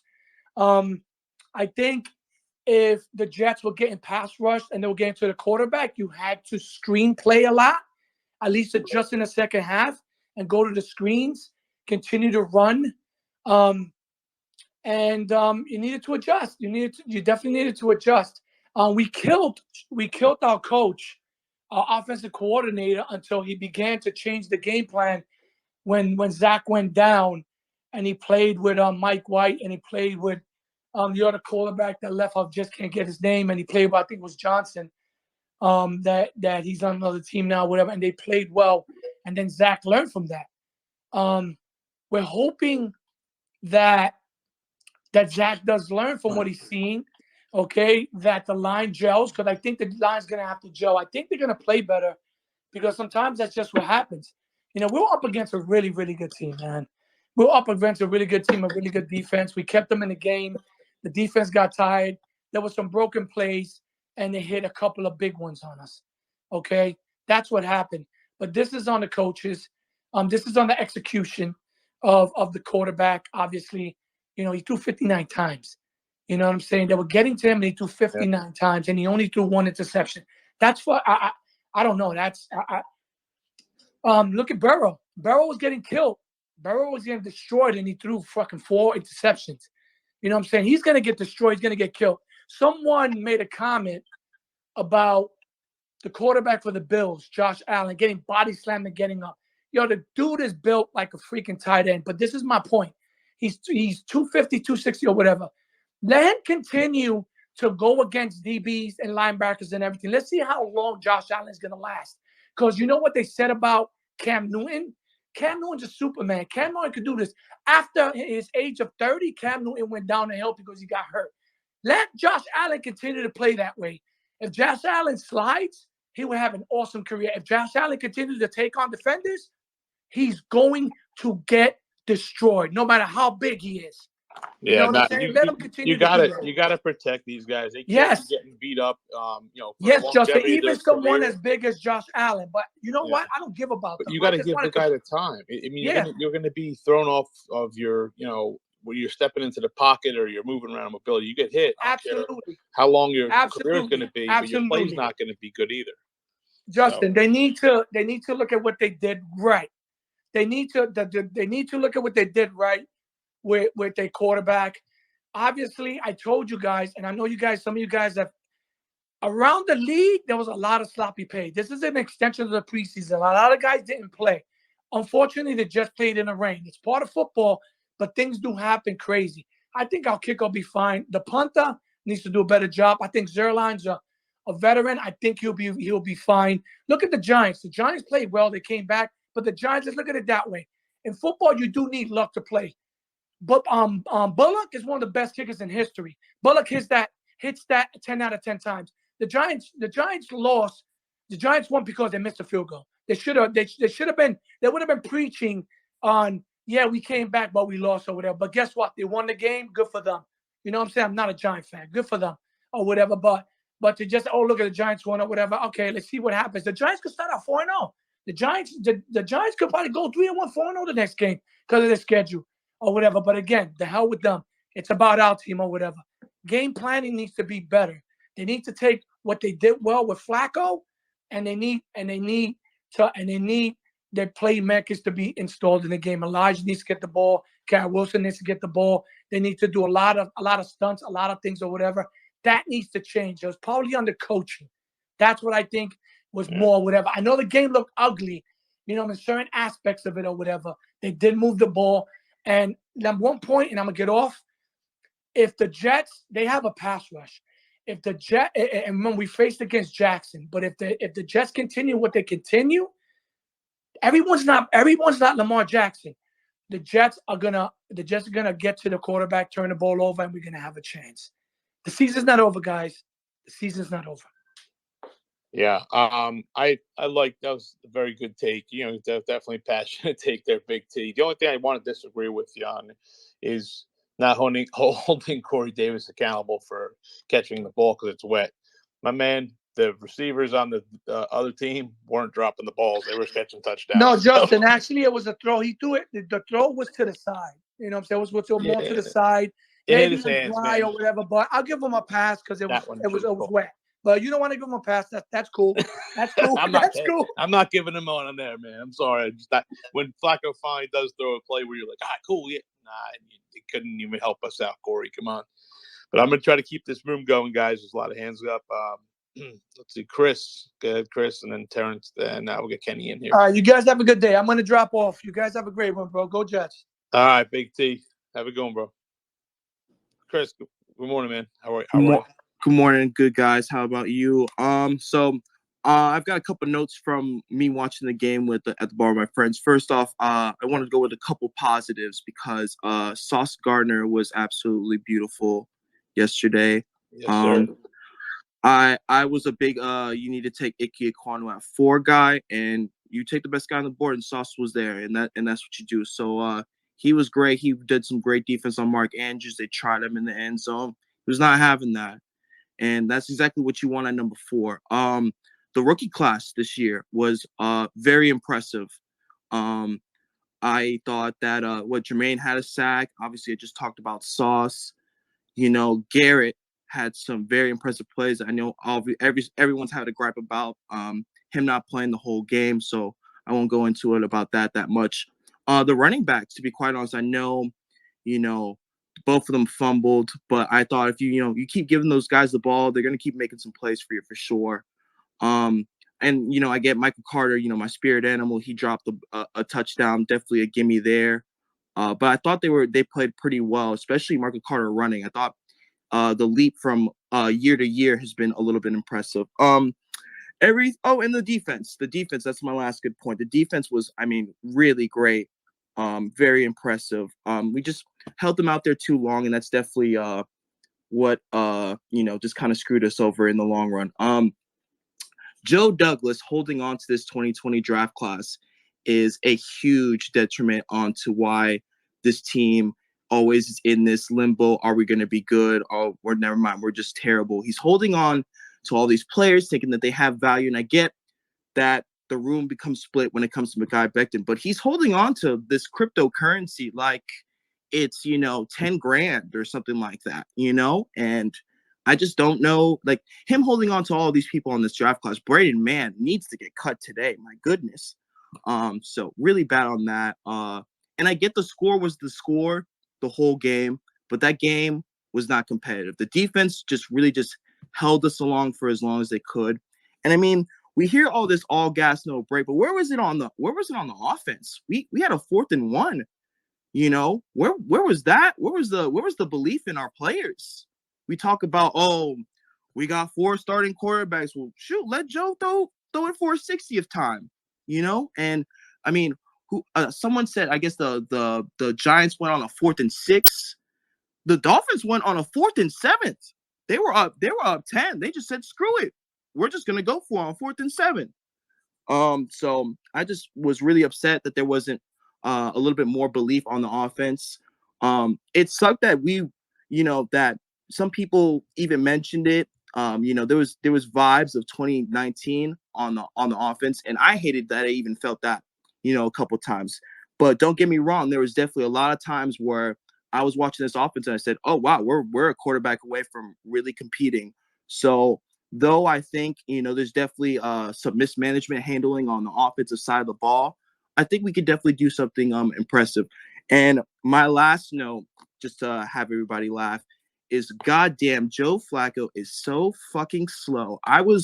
When he was doing this little rollout thing, I was just begging him just to throw the ball because he wasn't going to get a yard. And sure enough, he just held on to that ball and it was a 0-yard gain. I was like, why are we just wasting my eyes? Like, it was just so annoying. But that's it. Wasting my eyes. That's good, man. Yeah, I remember that play was pretty rough. I was like, he's getting out of the pocket and he reaches for the. I was like, just please throw it out of bounds. You're not going to get a yard. Just please throw it out of bounds. He's like reaching for the line of scrimmage. I remember that play exactly. That's good. You're wasting my eyes. I love it. All right. I'm trying to remember who was in order here. Terrence, go ahead, Terrence. And then we'll go to Joe and then Kenny. Go ahead, Terrence. Good to you, Maddie, too. Hey, guys. How you doing? Can you hear me? Yeah, I can hear you. What'd you think of Okay, the game? What's up, bro? No, I'm in an airport, which is apropos because I have a feeling this jet's going to crash before I get to Newark.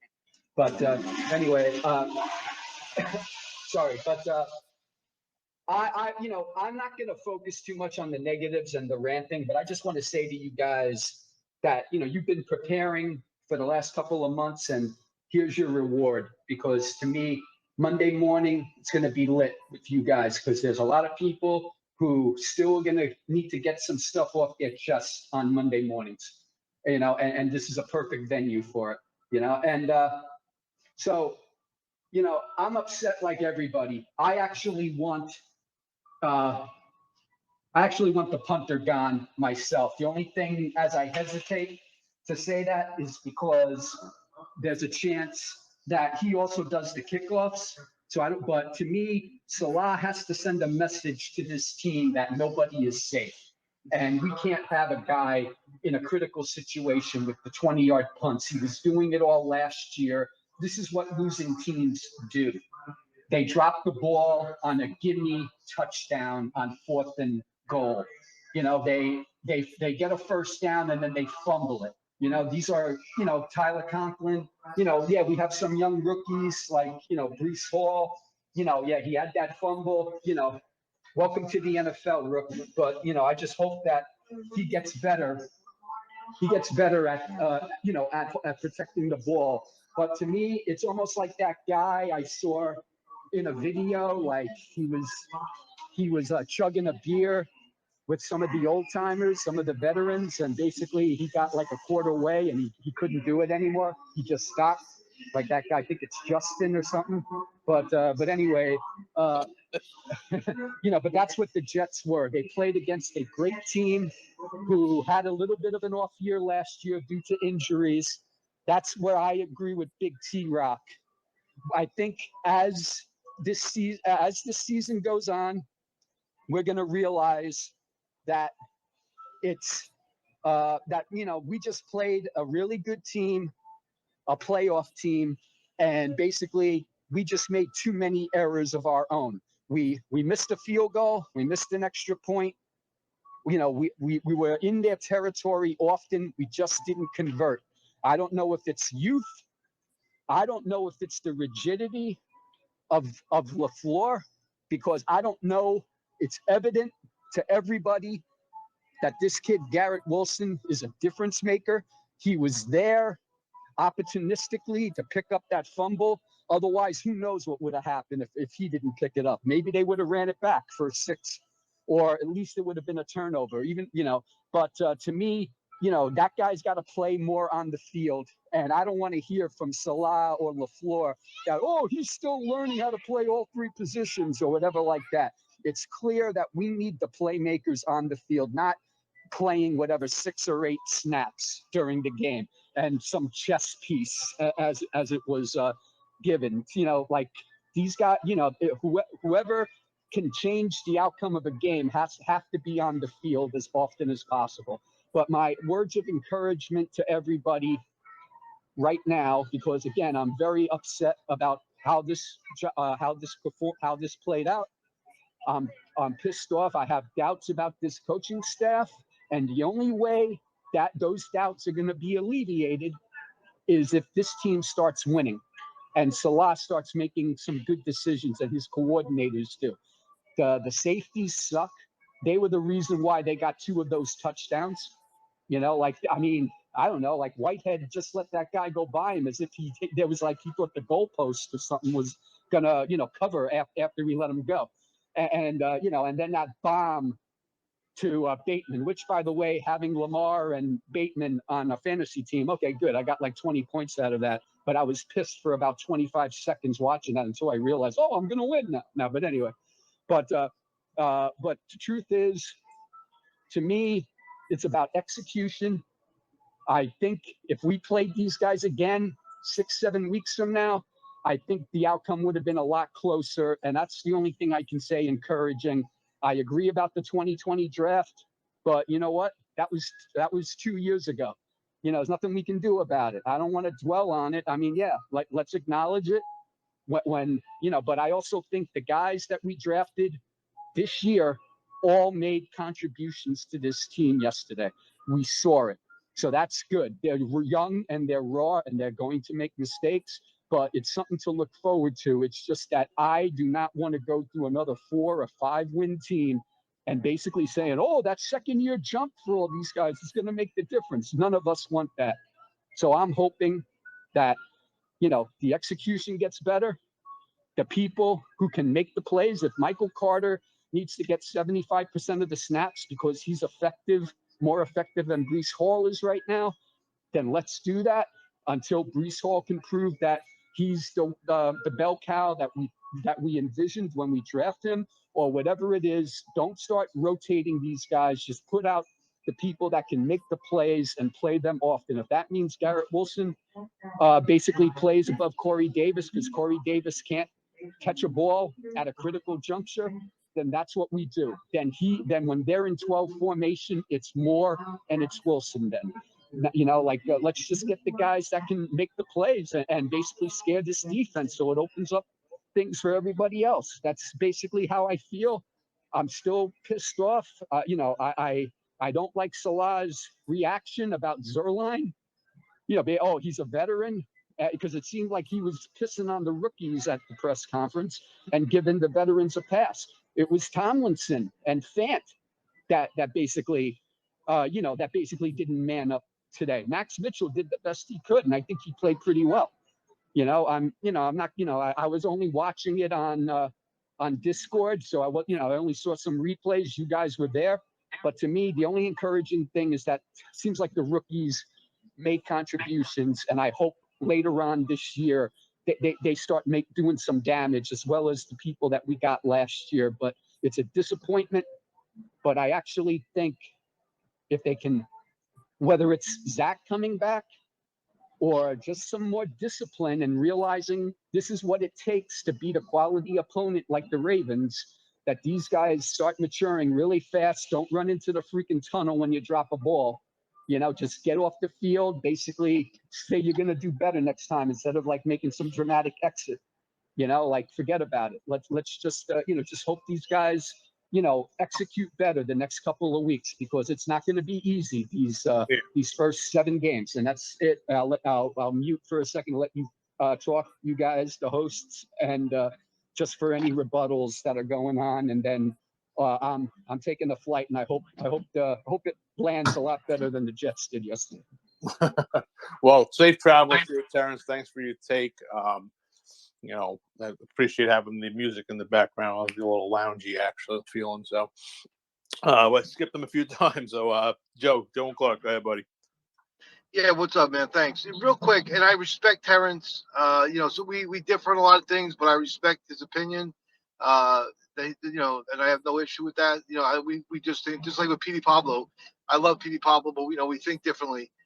I've been listening. I'm working, but I've been listening. I spoke earlier, and I've been listening. A lot of negative Jet fans. A lot of much more than back in March when I first got on this thing. I think they're getting to even Petey, when him and I were talking, and I could sense it with him. He's starting to feel it. I mean, it gets to a point where how much can we take, and it's disappointment. And I understand. There's a lot of, I know, like Big T Rock, a lot of really optimistic Jet fans, and he's older too, which I'm surprised he's as optimistic as he is.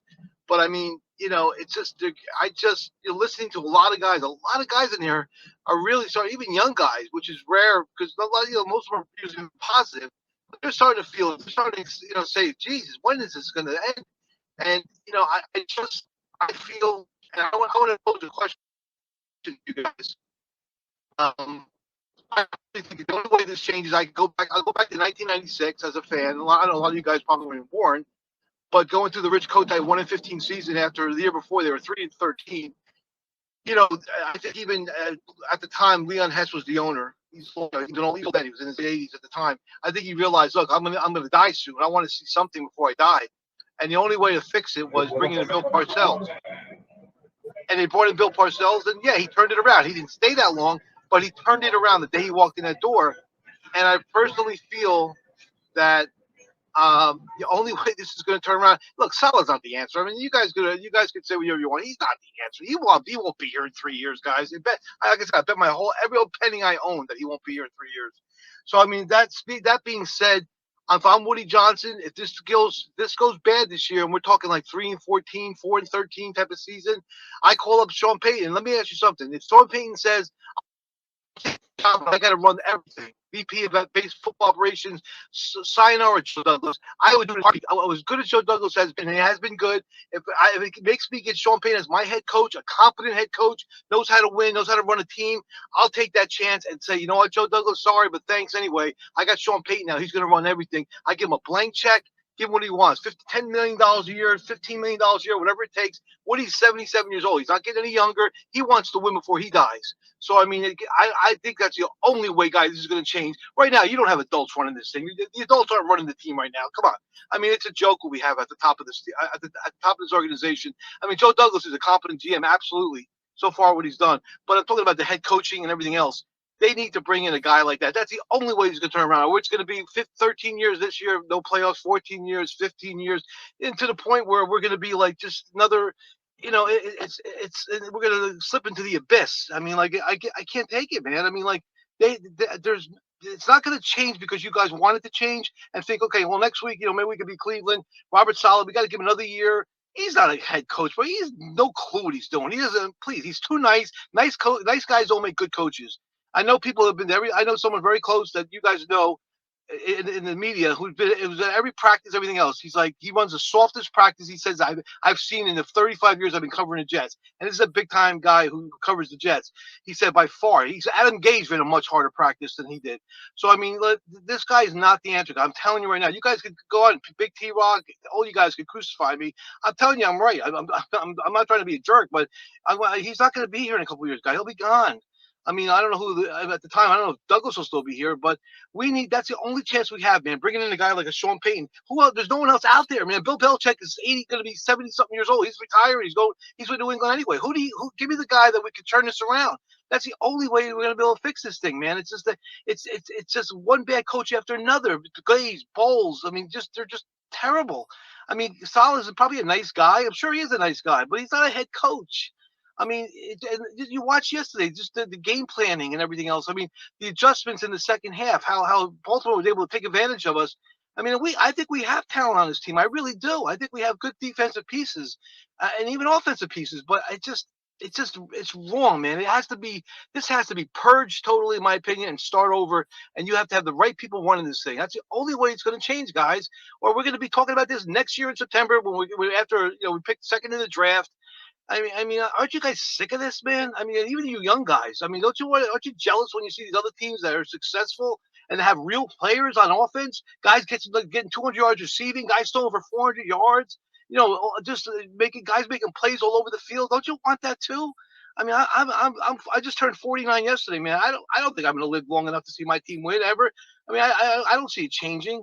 So I mean, it's just I think that's the only way, man. You got to get yourself a Sean Payton type of guy to come in here and just take over everything. Let him run the organization. Because right now, man, whatever they're doing, Joe Douglas, like I said, he's done a good job. He's great with trades. He's put us in good shape with the cap. He's drafted well, except for that first draft. But I mean, it's just I just think I remember when Bill Parcells came here, and look, you guys probably are sick of hearing all that shit, but I'm just telling you, man, that it turned it around, man. We were 1-15, we were 4-32 in 2 years, and I gave a stat earlier before, guys, that we've lost 31 double-digit games in the last 5 years. That's a lot, man. I mean, that's a lot. Good teams maybe lose maybe a handful. So I mean, I'm just like, it just has to end, man. It's never going to end. It's like the definition of insanity. You keep doing the same thing over and over again. That's basically insanity. So that's basically how this team is being run. And I don't know if you guys just saw the tweet I put out. I put a tweet out. It's just the Jet fans deserve better, man.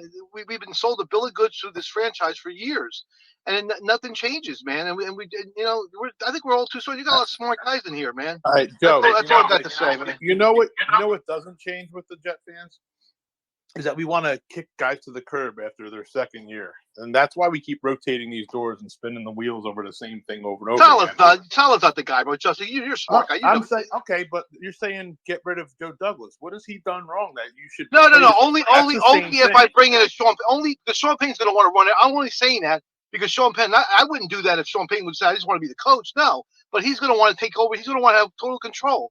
That's all I'm saying. I wouldn't get rid of Joe Douglas. Even if they went bad this year. I just like like this year we almost had pretty much Brees Hall was a first round draft pick if you ask me because nobody took a running back. Pretty much had 4 freaking first round draft picks. What more do you want this guy to do? He's getting rid of all the bad salaries. I said all that. I gave him props. I said all those stuff. Yeah. I'm not saying I said he's done a good job. I didn't say he's bad. I'm just saying if Sean Payton says to you, "I'll take the job here. I'll be your head coach." And so you're just talking about the coaching. I got you. I misunderstood. Yeah, but he's going to want to run the football operations. That's the thing. He's probably going to want to have total control. And if I was him, I would too. He says, if you want me to fix this thing, I got to control everything. And I would rather trust a guy like that who has won than an offensive and a guy who's an offensive genius. I don't say offensive genius, but he's an offensive-minded coach, which we need here especially for a young quarterback if he's going to make it. That's all I got to say, man. I think the biggest thing that we saw from yesterday is the fact that you have, and I said it before, I want you guys to keep listening to me say it, but you have 2 separate style of quarterbacks. And the weapons are used for more of a style of the game for Zach. And then you put a guy who's total opposite of Zach behind there. I actually think, and I'm not just saying this because I saw, he was a third string quarterback, but I honestly think Strevler would be better in this system than any of the other guys. Just the system, I agree. Not their talent. I'm not talking about their talent or their pedigree. They've been around. They were a Super Bowl MVP, and he's done it before. He's proved it before. But Zach Wilson was drafted because he was athletic. He threw off script. He extended plays. Receivers were still running around getting open. It's hard to cover a receiver for a long a long length of time. And if your quarterback's mobile and able to get him to get open, especially with tight end play, it's a different ball game. You could throw the ball 60 times with Zach Wilson in this offense, and you're going to probably throw, I think, more than 300 yards because he's going to throw the ball for 25, 30 yards every now and then. He's not just going to say, I'm going to think and dunk the whole damn game. So I feel you with that, but I'm not trying to mumble. So yeah, Justin, you got a lot of guys with hands. So yeah, Justin, let me say this. Yeah, real quick. I agree. We need someone that can move a little bit, like something. You know what I'm saying? You can't just be a statue because defensive line is going to eat that up all day. Like defensive linemen who are slow as hell are faster than Flacco. Like it's crazy. But Robert Saleh doesn't have the cojones, the balls, for those of you that don't understand that, doesn't have the balls to sit there and make a move like that where, you know what, even Mike White, Mike White can move a little bit more, but he doesn't have the balls to do that because he has a certain loyalty to these veteran guys for no reason. Veteran guys that, okay, cool, you were a fucking Super Bowl champion 12 years ago, but that doesn't mean you can play football now. Joyner, you were good about 5 years ago, literally when you were a safety. But you know what? Since you were good 5 years ago, I'm gonna continue to trot you out there for no damn reason. He has loyalty to these guys, and it makes no sense. You can't play football. Get it out of here. Make a statement. Like, stop calling out the young guys who are actually making plays and being like, oh, well, Greg the Leg, he missed a field goal, but he's a veteran, so he's going to be okay. Shut up, bro. Like, it's just very, very frustrating. And Joe, I know you mentioned it earlier, that a lot of the younger fan base that you're not even used to is starting to catch wind of the bullshit. And it is what it is. Like, I love the game of football. I studied the game of football. And when I see bullshit, I call it for what it is. And I was watching the sideline yesterday, and there were so many times where there was an opportunity for coach to rile up his guys again. Like, yo, we're down we're down one score. Let's go. Let's take the lead. Like, let's make a statement play. And it was none of that. And the only time I saw it was when the game was completely out of reach and the refs missed a call. Now coach want to run up and down the sideline acting like he's rah. And like, the game is over already. You had your chance already. You fucking pissed down your leg, and it is what it is. Like, move on. Like, it was a dud of a performance from everyone besides Ulbrich, and Ulbrich was the one I was actually worried about the most, and he actually showed me the most. So it is what it is. Benny, can I ask you a quick question? Go ahead, bro. If I said to you, you had to put your own money up, all your money up, right? If I said to you think Salah will be here in 2 years, or would he not? If you had to go either way, if you had to bet either one, what would you say? In 2 years? I would say he's not gonna be here. Granted, because I know a game that we all hang our hats off on, and that one of the games we won last year, he wasn't even the head coach. It was Ron Middleton who was the head coach. Tight end coach. Yeah. Ron Middleton fired up this team. People were playing extremely hard for Ron. I saw all gas, no break mentality when Ron Middleton was the head coach. So granted, Robert Saleh up to this point is 3-17 as the head coach. It is what it is. It's all about accountability, Benny. You got to make guys. I understand it's a different game now. We know the days of the crazy coaches yelling at players are over, but it's still about accountability. You got to make these guys accountable that if they don't do the job, someone else will do the job for you. Yeah, they have to know that. And I think Salah wants to be everybody's friend. That's the impression I get. I was talking to someone the other night, like I told you, that's a reporter for the Jets, and off the record, he was telling me, he said, look, he goes, he's a nice guy, he's a great guy.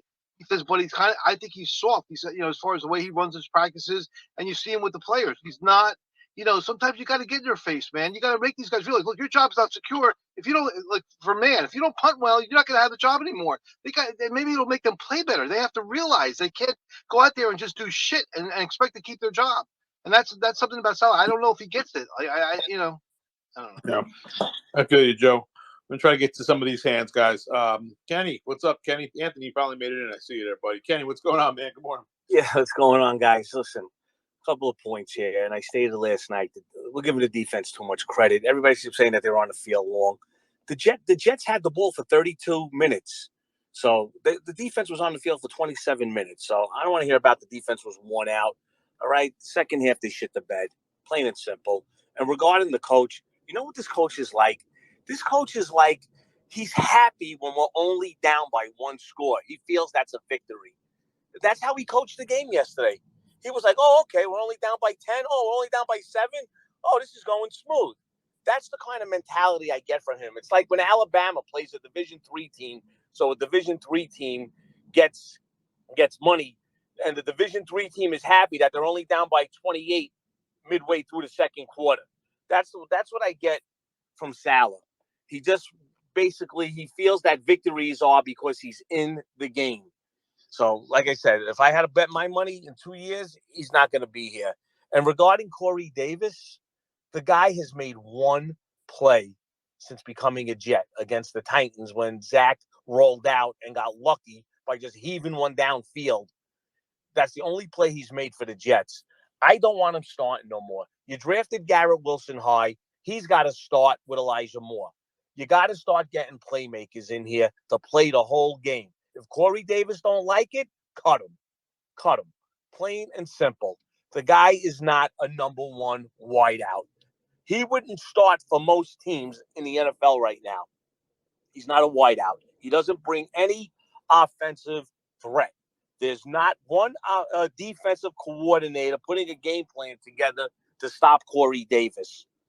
If you get Elijah Moore and Garrett Wilson on the field 90% of the time, it's more of a threat offensively.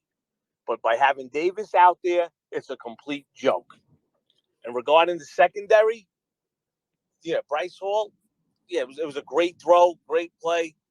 Turn your fucking head around and look for the ball. That's what these guys don't do. Turn your head around.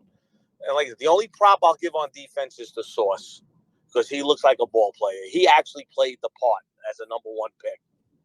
But regarding anything else on offense, we signed Berrios all this money. They didn't even use him. He's there to return punts. So we're giving somebody whatever they paid him, $7-8 million a year to return punts. You know, they didn't no end arounds, nothing. They did nothing to keep the defense honest. And regarding offensive line, I don't want to hear it. I don't want to hear about injuries. Baltimore's offensive line was banged up just as much as ours, and they lost a starter yesterday during the game. So I don't want to hear about offensive line. So, like I said, doing this a long time. If it smells like shit, it is shit. And this fucking smells right now. I know it's one game, but for the last 10 years, one game is turned into 2 games, to 3 games, to 4 games. Halloween, season over. That's all I got to say. You could drop me down to listener and enjoy it. Like I said, the best part of yesterday's game was the tailgate. I'm so sick of hearing that the best part of the Jets' day is tailgating. Smells like shit. It is shit. Come on, Kenny. You're killing me here with these. All right, guys. Got the hands. We're going to keep going around. And we got Maddie. And then we'll get to Lee John, JB, and Anthony because he was waiting forever out there in the requested queue. Maddie, what's up, man? Hey, what's up, guys? Hey, look, I don't have much to say actually right now, but we got to stop comparing Daboll to. I'm hearing a lot of comparisons in the Giants game, like, oh, Daboll went for it on 4th down. Daboll had to go for it on 4th down in that specific situation, and Daboll did the 2-point conversion in that Giants game to win the game. Okay, that's great. Everyone's saying, oh, well, why didn't Saleh go for it on 4th and 1? I think the ball was on our own 30-yard line when everyone wanted to go for it on 4th down. So I don't know what we're talking about. It was still like a 1-possession game.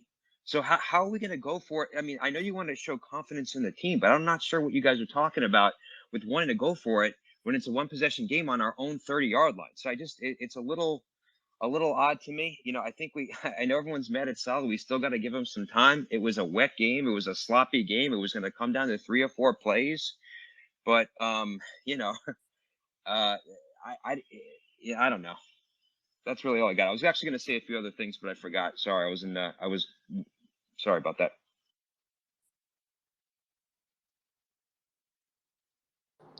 No, you're good. Sorry, I was just speaking into a muted microphone. Yeah, I was trying to find out who was the guard left tackle who was out. Was it Staley that was out? Ronnie Stanley. Stanley. All right, somebody was asking me. I think it was let's get them up here. And their other tackle got hurt, so they were down to their 3rd string tackle. Let's be real. Yeah, I think the next speaker we have is Cold Crush. Yeah, they were asking me in the chat over here who they banged up. That was Stanley. Go ahead, Cold Crush. James was the starting left tackle for the Ravens because Stanley has not came back from injury last year. So they wasn't down to their 3rd tackle. Patrick Ricard was behind him anyway. So the starting offensive line played yesterday. Stanley was part of their starter, and he was out playing. That's their backup who hasn't played left tackle in years as a backup. Stanley was the starter for last year. James won the starting job for this year until Stanley comes back.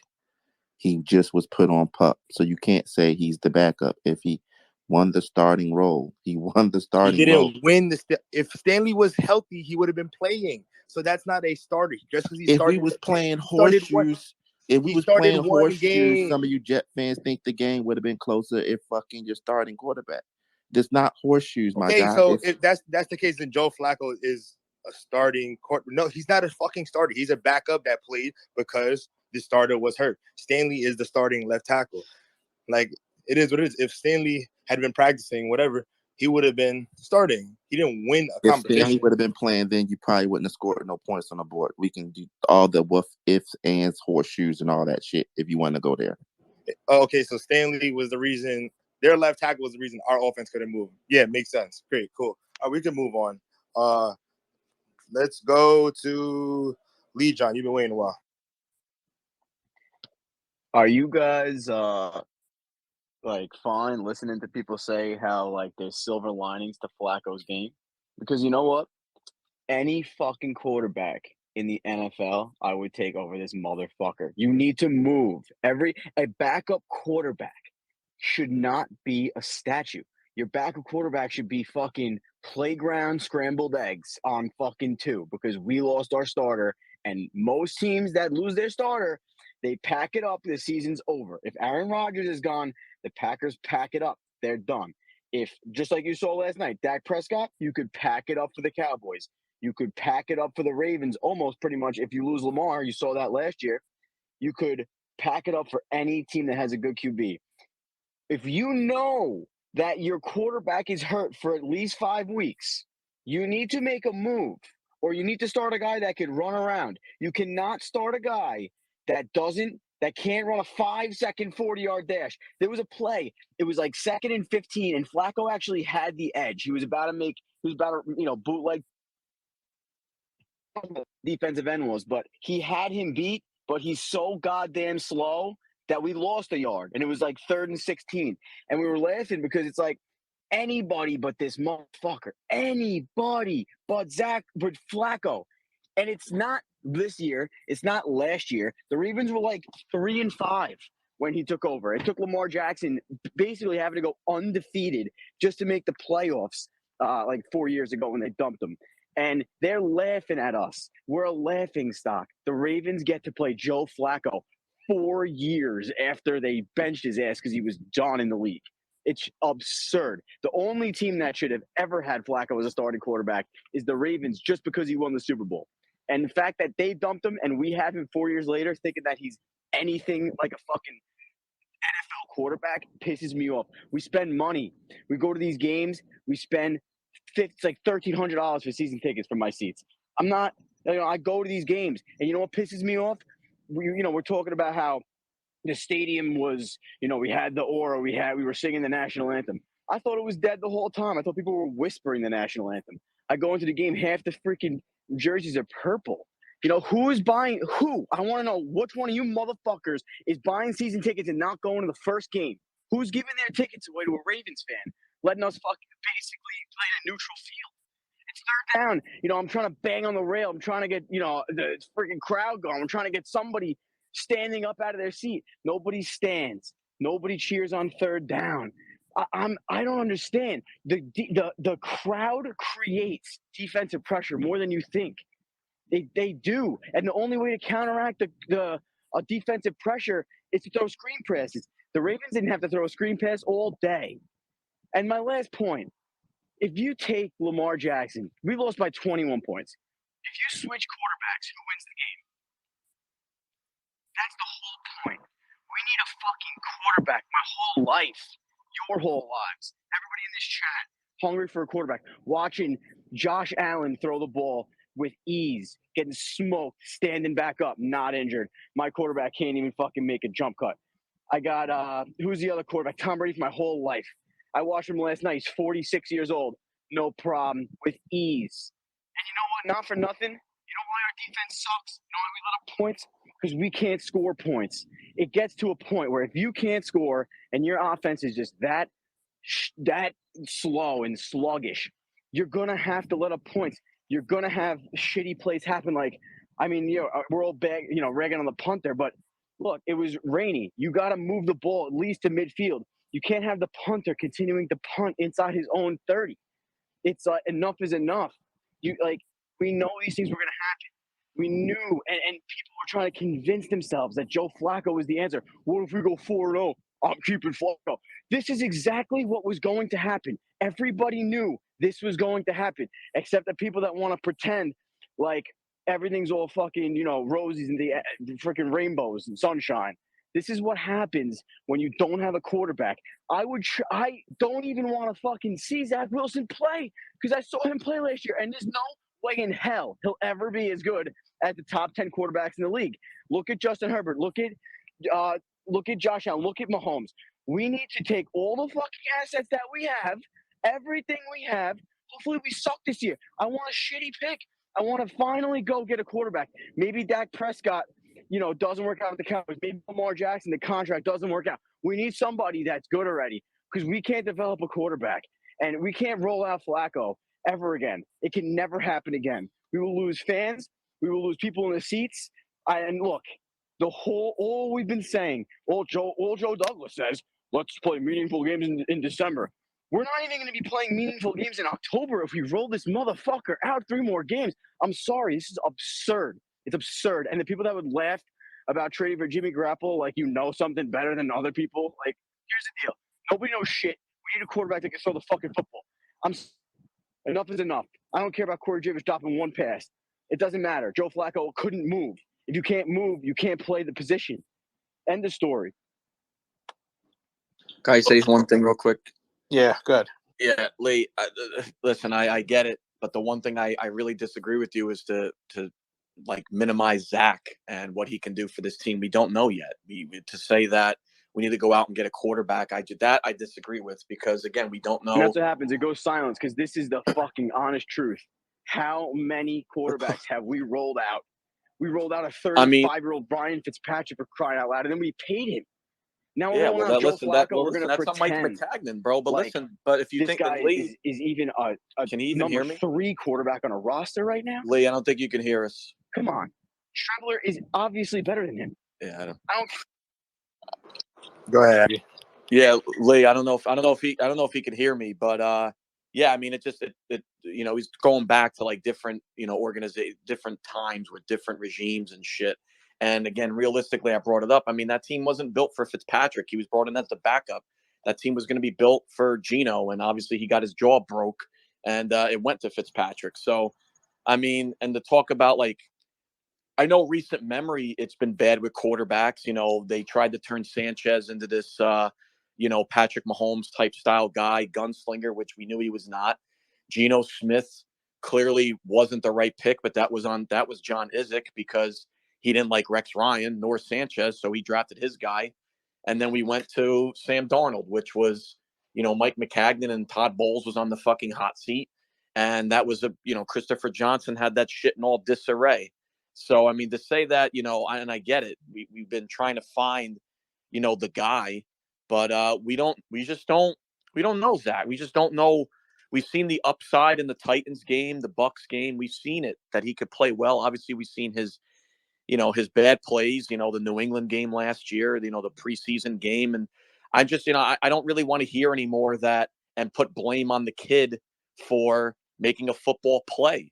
I mean, this is why we drafted the kid, is to make plays like that, to get outside the pocket, to extend the play and get yards. So it just doesn't make sense to me when people say, oh, like it's all Zach. Like, I can't believe he would do such a thing. I mean, it's what we drafted the kid to do. I mean, exactly that. But, the blame to me, and I said it earlier, has to go on the coaching staff. 100%. The game plan was fucking atrocious. There's no excuse why your top 10 pick, top 10, only plays 6 snaps. None. There's no reasoning behind it. It makes zero fucking sense. And then I think Kenny said it earlier. You pay Braxton Berrios, people tweeting to bring him back. What the hell was he doing? Where was he on the field all fucking game? What was his coaching staff doing? Breece Hall gets a good run. Okay, I'll take him out. The coaching staff was piss poor yesterday. And again, a winnable game. We lost. I'm humbled with the loss. It is what it is. We got to obviously look towards Cleveland now, but it was a winnable game. The defense showed up in the first half. But I mean, like Lee said, you got to fucking score points in this league. And again, we knew this. We were playing teams, and Joe Douglas this whole offseason, we talked about it. Joe Douglas was building this team to score fucking points, but didn't see that yesterday because the playmakers apparently were sitting on the fucking sidelines the entire time. So, we'll see what happens, man. Joe's or whoever's starting, they gotta get something before Zach gets back week 4, if he even comes back week 4. So, they gotta do something. Yeah, I mean, since he lost to Pittsburgh, so the loss was humbling, and it definitely changes your outlook on maybe what's going to happen over the next few weeks, especially when teams are winning that against teams that shouldn't too. So, it's always fun to talk about it on the offseason. Then you see your team come out there. It's like, all right, what are we doing out here? So with that, keep the hands going. So we got next. Go with T Sage, and then we'll go to Joe B, then JB. T Sage, what's up, man? What's up, Justin? Had a wonderful time yesterday in the hangar. It was beautiful. Great to meet you guys. All right. Yeah, man. So, it was a little overwhelming for me being there. I haven't been there since last year or 2 years ago. My uncle passed away, so it was just a little overwhelming being there and stuff. But you guys helped me out, made me feel comfortable and everything. Aside from that, the game. Listen, when I'm at a game, I like to zone in specifically on players as opposed to like watching, for certain drives just to see what they're doing. And for me, I'm watching the first drive, I'm watching Joe sit there like a statue. I'm watching him stand. I'm watching the line get pushed back. And then I'm watching him have time. And then I'm watching him check down. So then the third drive, I started watching the receivers. I'm watching Moore. I'm watching Davis. I'm watching Berrios. These guys, the only one who was creating separation was Elijah Moore. Everybody else was atrocious route running. They cannot create any type of separation. Berrios, the only thing he was doing was catching those screens, getting a yard. They were reading that like crazy. He can't get off the line to save his ass. Either can Corey Davis. The only thing he could do is the damn go route. So if what Kenny said and what Happy said, if Garrett Wilson, who's the top 10 pick, to me, I think he's the best. He's the best receiver in that draft last year or this year. And if he's not on the field making plays or giving him a chance to make plays, I mean, what are we doing? Corey Davis has got to get off this team or at least fall back on the depth chart. I need Emore and I need Garrett Wilson starting as my 2 receivers, and you have to get tight ends involved. What are we doing? We never throw anything to tight ends. Tight ends were barely split. I don't understand. Every time I watch other teams, you got tight ends in the slot. No, not our team. Our tight ends just run block. It's friggin' disgusting. But to me, like a biggest thing, I don't know who's on the cornerbacks or the secondary rather for Baltimore, but I play wide receiver, and getting off the line is very important. And if you can't get off the line, how the hell are you going to get open? And these motherfuckers did not get off. I'm sorry, Kurt. These dudes did not get off the line at all, especially Corey Davis. And once what's his face Garrett Wilson got in the game, you've seen what happened.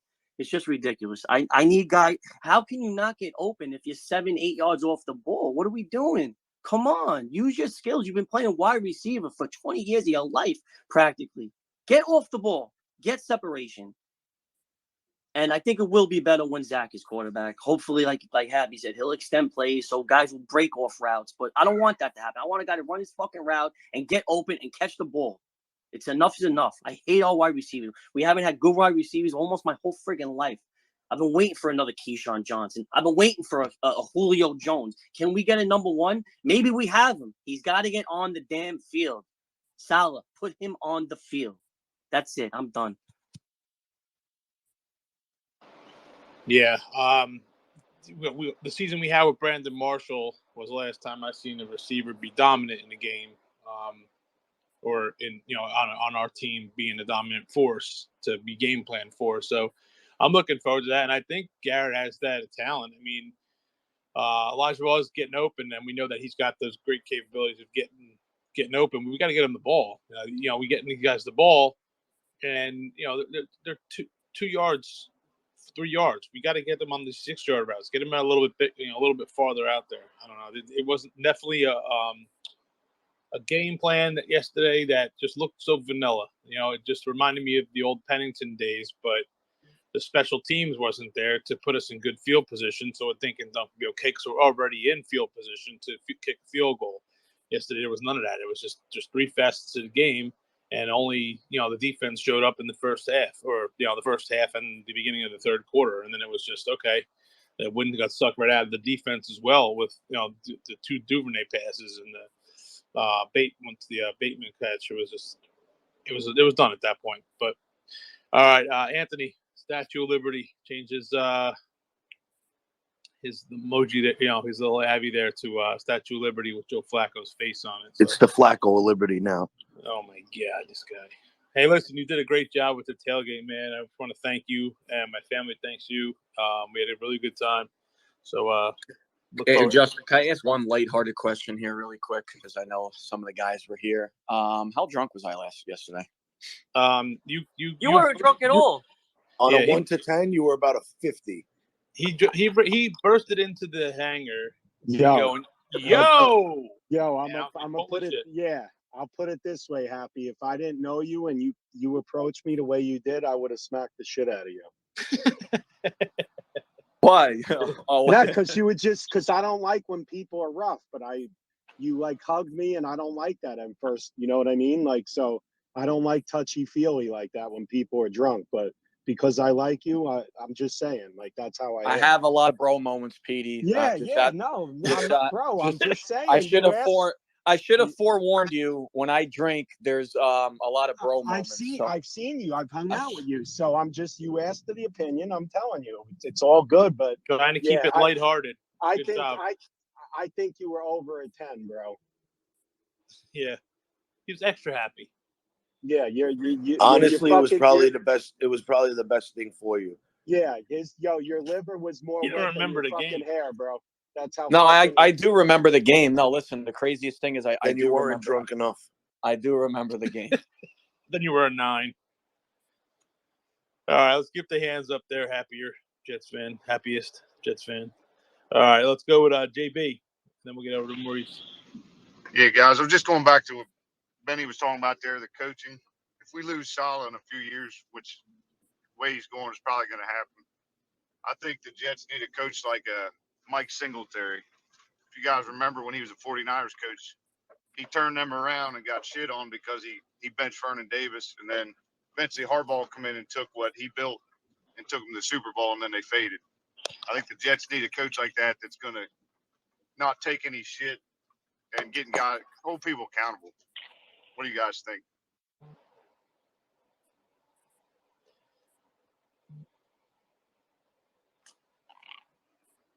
Hello? Can you guys hear me? Yeah. Go ahead, Benny. Yeah, I mean, listen, I think that's what we do need if Saleh isn't the guy. I trust me, I get the whole notion, like, you got to respect players. You got to, I don't know, be cool with them. Like, there needs to be a respect factor both ways. But I think there's a fine line. And I think sometimes coaches a little bit too worried about being these players' best friend, being their number one supporter, being, I don't know, having their back through everything and not calling out the bullshit when there's bullshit. And that shouldn't be the case. You're the head coach. I get it. You want to have a good relationship. You should have a good relationship. But don't let that discourage you from calling people out when they do dumb shit, when they perform terribly. And I have yet to see coach go out, and I don't know if he does it in-house, whatever, but sometimes you need that little, like, yo, this player played like shit. We're going to make a statement. And there's, like, I said it before, there's no better. It's only a punter. It's not the biggest position in the world, but there is no better example of him if he was just like, yo, I'm walking into his locker room, Brandon Mann, get the fuck out. Get the fuck out. You played like shit yesterday, and we can't have that. I'm sorry. Move on. That's a statement. You play like shit, you get replaced. On that note, before Anthony replaces me, I gave him 8 seconds of a thank you, and took the floor out from him. All right, let's get to Anthony. Thanks for the tailgate. All right, JB, you're up. Thanks. All right, whose hands up now? All right. Now, go ahead, Ant. No, listen, I said it last night. To me, I agree with Happy. It's the coaching. Um, everyone, and I said it last night, deservingly so. I understand where it came from. It was on Ulbrich the whole time. Defense sucked. Blah blah blah. I was more toward let's see what he can do this year. If it doesn't perform this year, I'm with you. But when you come out and you see what happened, like it's little things to me. I said it to Ray. We were sitting next to each other. Sauce Gardner's on punt coverage. Why? If he's running down the field covering a gunner, twist his ankle, I don't know what this guy is trying to do. And Ray's like, oh well, what if he's probably pressing? He's 10 yards off of him. He's not pressing. I don't want my number one pick on punt coverage. I'm sorry, I don't. There's no reason for it. This coach has to make decisions that's best for this team. I don't care who he likes. I don't care who's a veteran. I want the best players out there. I'm telling you right now, and guys, I love this team. I swear to God, if Flacco is the quarterback, I am not watching the game. It's going to be another Gase thing to me. I swear to God, I wouldn't go to a game while Gase is coaching. I won't watch a game while this guy's quarterbacking. It's gonna hurt everyone on this team. Elijah Moore's not going to be able to do what he could do. Garrett Wilson, I won't harp on that. We all understand where that is, why he's not in the game. He showed what he could do on that play to me. And for him to even mention him afterwards, oh, he could have lowered his shoulder and got the yard. You know what? He could have. You're right. But in that moment, there's a handful of guys in this league that could have got to even remotely close to getting that first down. And then you want to ask about Flacco, you got to watch tape. You don't got to watch no tape. Because if you need to watch tape, that means you weren't watching the game. If you watch the game, you know this guy's not a quarterback. He's done. It's over. I'm not a Mike White guy. I said I don't want to hear about Strebler, and I don't want to hear Strebler. I think Mike White should be in before Strebler, but Flacco should be behind Strebler. That's how bad he is. He is done. Over. This team will not win with him, and they need to get him out. I don't want him to take another snap, another series, nothing. They should just put Mike White in. I don't think Mike White's the answer, but Jesus Christ, if this guy's going to stand still in the pocket against Cleveland, they're done. We're not winning that game.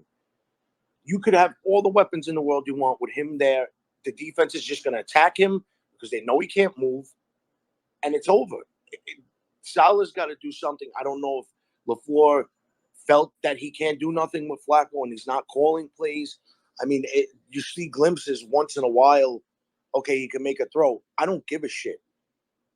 These guys you need to utilize them as much as you can until Zach Wilson gets back, and Flacco's not the way to do it. I don't want to see him again. I won't watch it.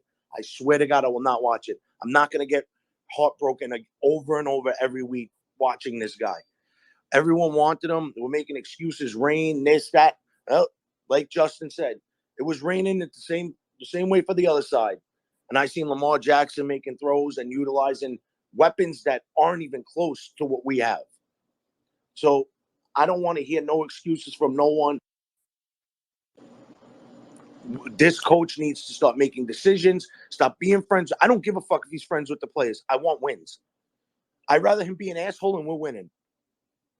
You show no, and I think Maddie said don't compare Dable. It's hard not to compare Dable because I look at that locker room after he's dancing with all those guys. When did we see that? We've never seen that. Is it the wrong call to go for it? Yeah, but you know what? Every once in a while, fuck it. What do we have to lose? You want to change the scene? Go for it. Who knows what that builds on? It's a 3-0 game. The defense was playing pretty well. I get it. That stadium would have went nuts if we went for it on 4th down and got it. I just think they got to start doing different things. I don't agree. I don't think they should do it every time, but certain times you have to have a gut instinct as a coach and just move on it. But we'll see. I don't think this guy's the answer. I'm starting to believe more and more that I hear him in press conferences. I see what he's doing. I see certain little things that are going on during the game, like 3rd down. It was 3rd and 2 on, I think it was either the first or second series. Carl Lawson's not in the game. Like, I want my best guys in on big plays like that where we need a stop to get the ball back. That's just me personally. You guys can tell me if I'm wrong. I don't know. I don't know if this is the guy. I'm going to give him a chance once Zach gets back. But to me, he would impress me tremendously if he made the call and said, Flacco's done, Mike White's starting. That would be a great start for me starting this week.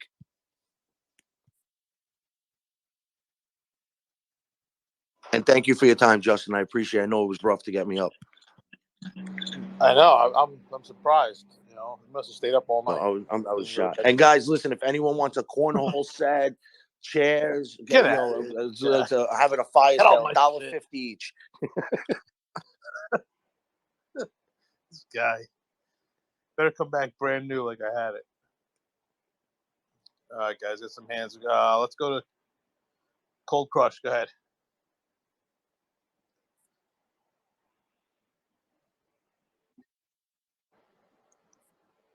No? All right, let's go to Mauricio, and then we'll go to Joe B. Mauricio?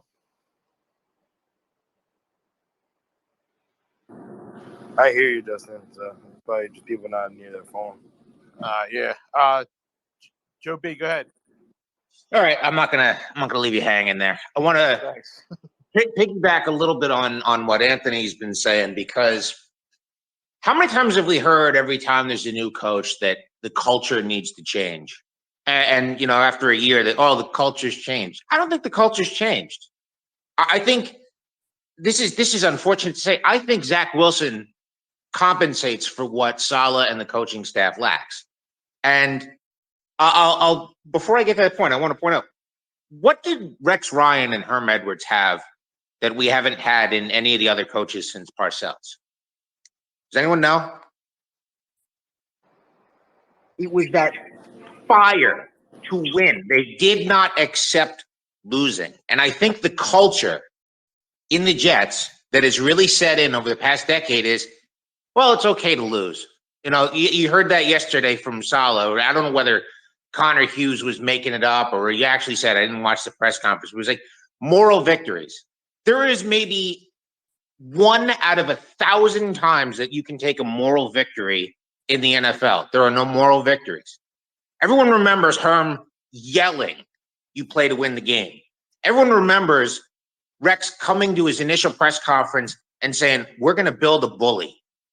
We're going to the White House. It was that fire in those guys that come hell or high water, even if we get our ass kicked, we're coming back and we're going to beat the shit out of the next team that we play. I think that winning is not that important to Saleh. There's just like, it's okay to do your best.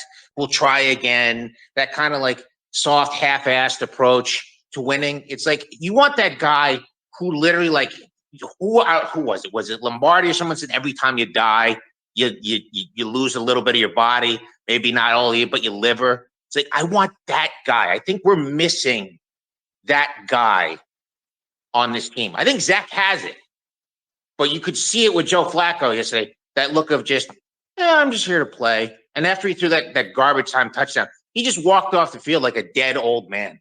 You could just see the team was picking up that energy, and that's what's missing. We don't have anyone who wants to win. I agree with you wholeheartedly, Joe.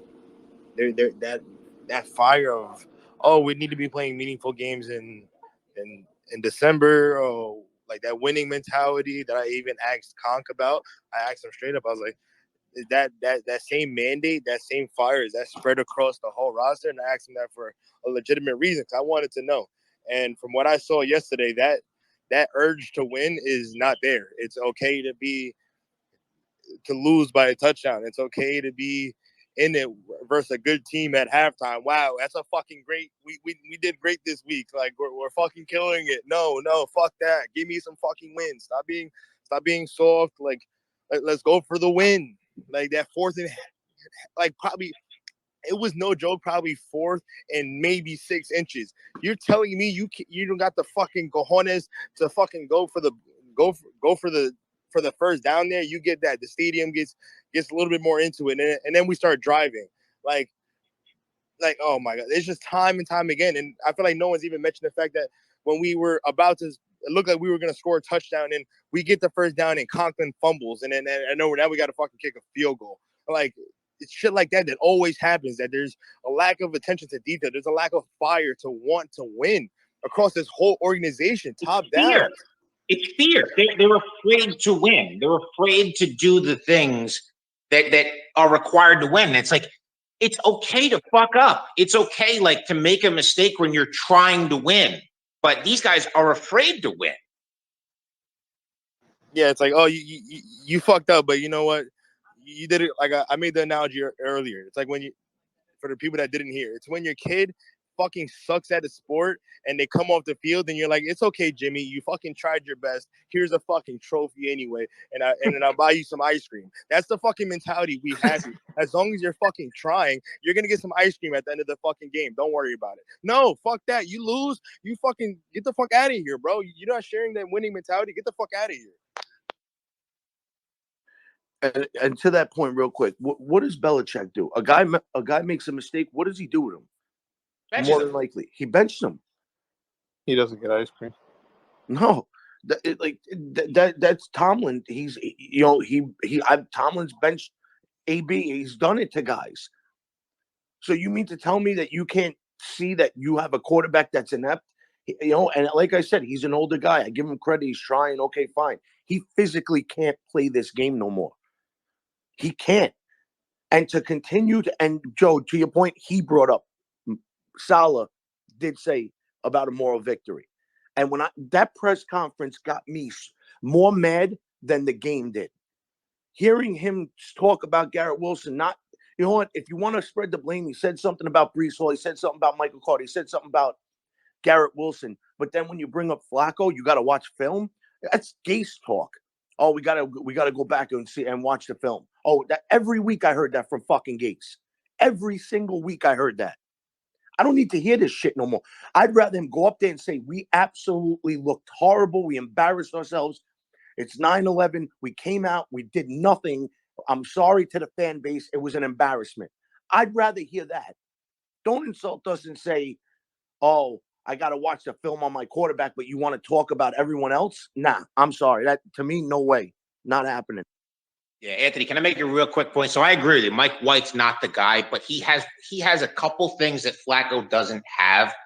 Youth, for one, and he's got a quicker release. So he's not going to be standing there in the pocket like a deer in the headlights going, oh shit, I can't move. I'm screwed. It's like, we saw that in the two games that Mike really played, the Colts game and the Bengals game. He's going to get the ball out quicker. So if we're going to do dink and dunk, he gives us a better chance than Flacco, who, yeah, I was with you right there. I called my dad at halftime. I was like, I hope they don't play Flacco in the second half. Yeah. All right, let's go to Matty Ice. Sorry, you got to skip me, Justin. All right, let's go to Sean. Hey guys, man, I have so much to talk about, but the one thing I did want to bring up, I want to echo what Benny said earlier about Salah. Like, I was all for him coming aboard. Seemed like the right guy. He had the fire as a defensive coordinator, and it seems like when he's become the head coach, he's turned into a nice guy. And I don't know if he feels he has to be that way, be even tempered, but he shows no emotion, only for the defense. I never see any emotion for the offense. Like guys are saying, he never gets on anybody. And it's crazy that we're piling on him in year 2, game 1. But, I've been a fan 35 years, and I've seen pretty much a lot. And yesterday, I sat on the couch numb. I didn't even move.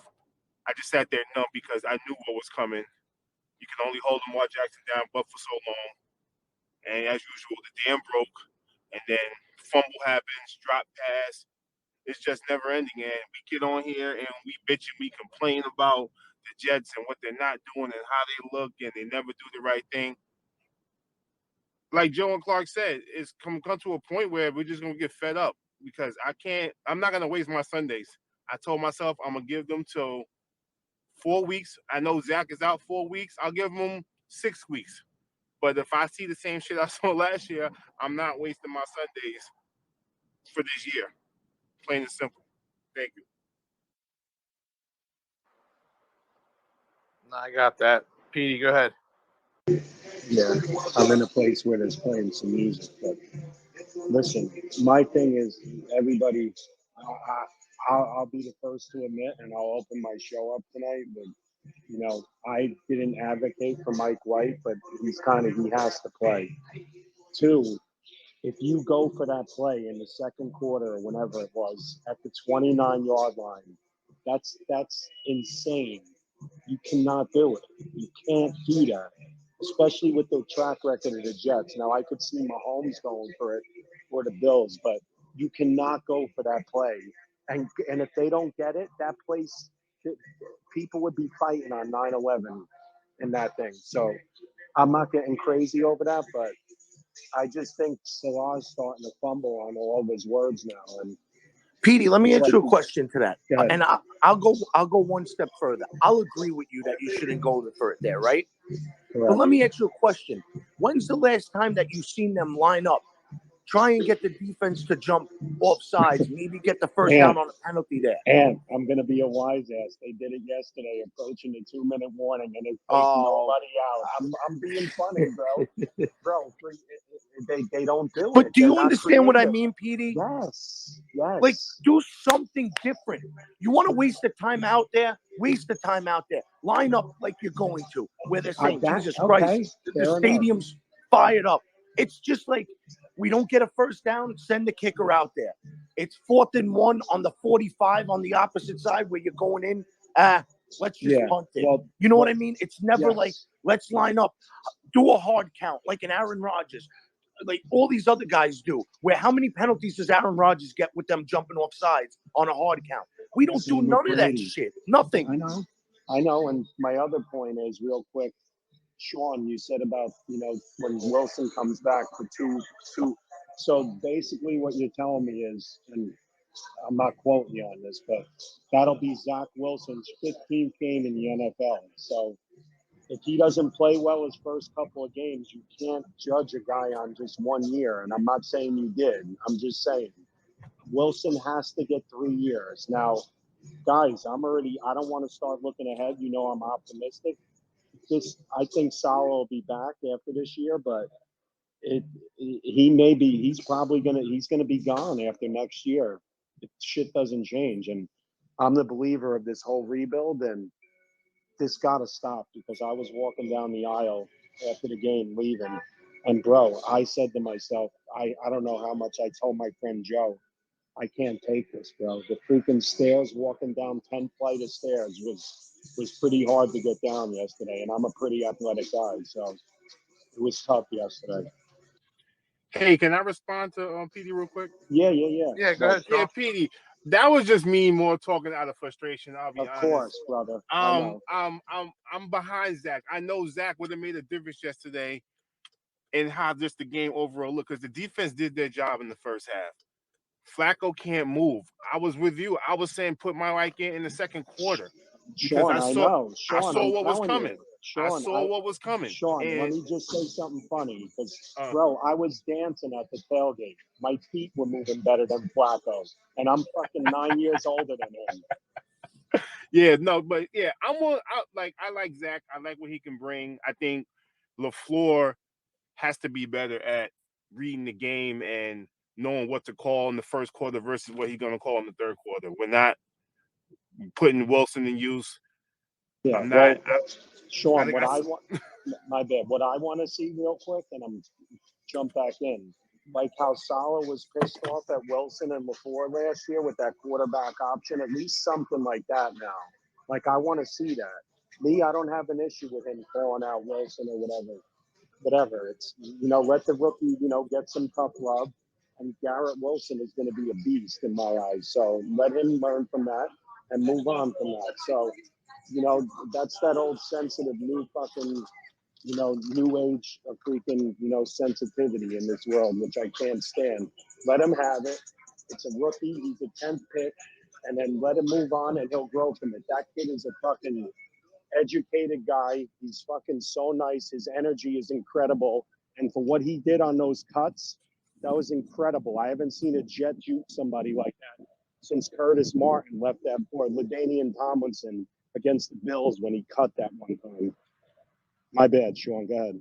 No, yeah, just my last point. Yeah, like I couldn't hear this press conference, but if he's getting on Wilson for anything, he's the wrong person to get on because, like you said, the kid's trying to make a play. He turned a 1 yard out across the field into a 9 yard completion, and if he didn't stick his head in, so be it. But he's trying to make a play. Get on Joyner for not getting back on defense. Call him out for saying, Yeah, hey, well, Sauce knew what he was doing. He's telling you, yo, get out of my space, get to where you're supposed to be, and then we get burned.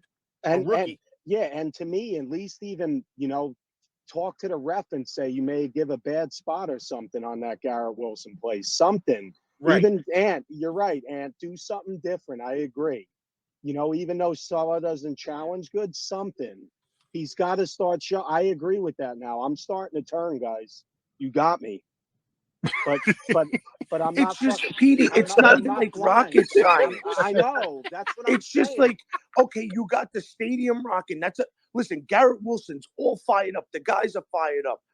I really believe you put Michael Carter there. That guy falls forward for a yard. I don't see Michael Carter losing a yard ever. And like I said, I'll submit to you, okay, it's not the right call. And I know it's not.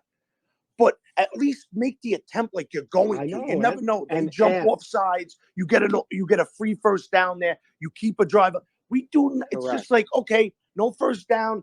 Go ahead, Brandon, man. Go kick a ball fucking 15 yards. Go knock yourself out. Please, I know, bro. Trust me. And I agree with Lee real quick.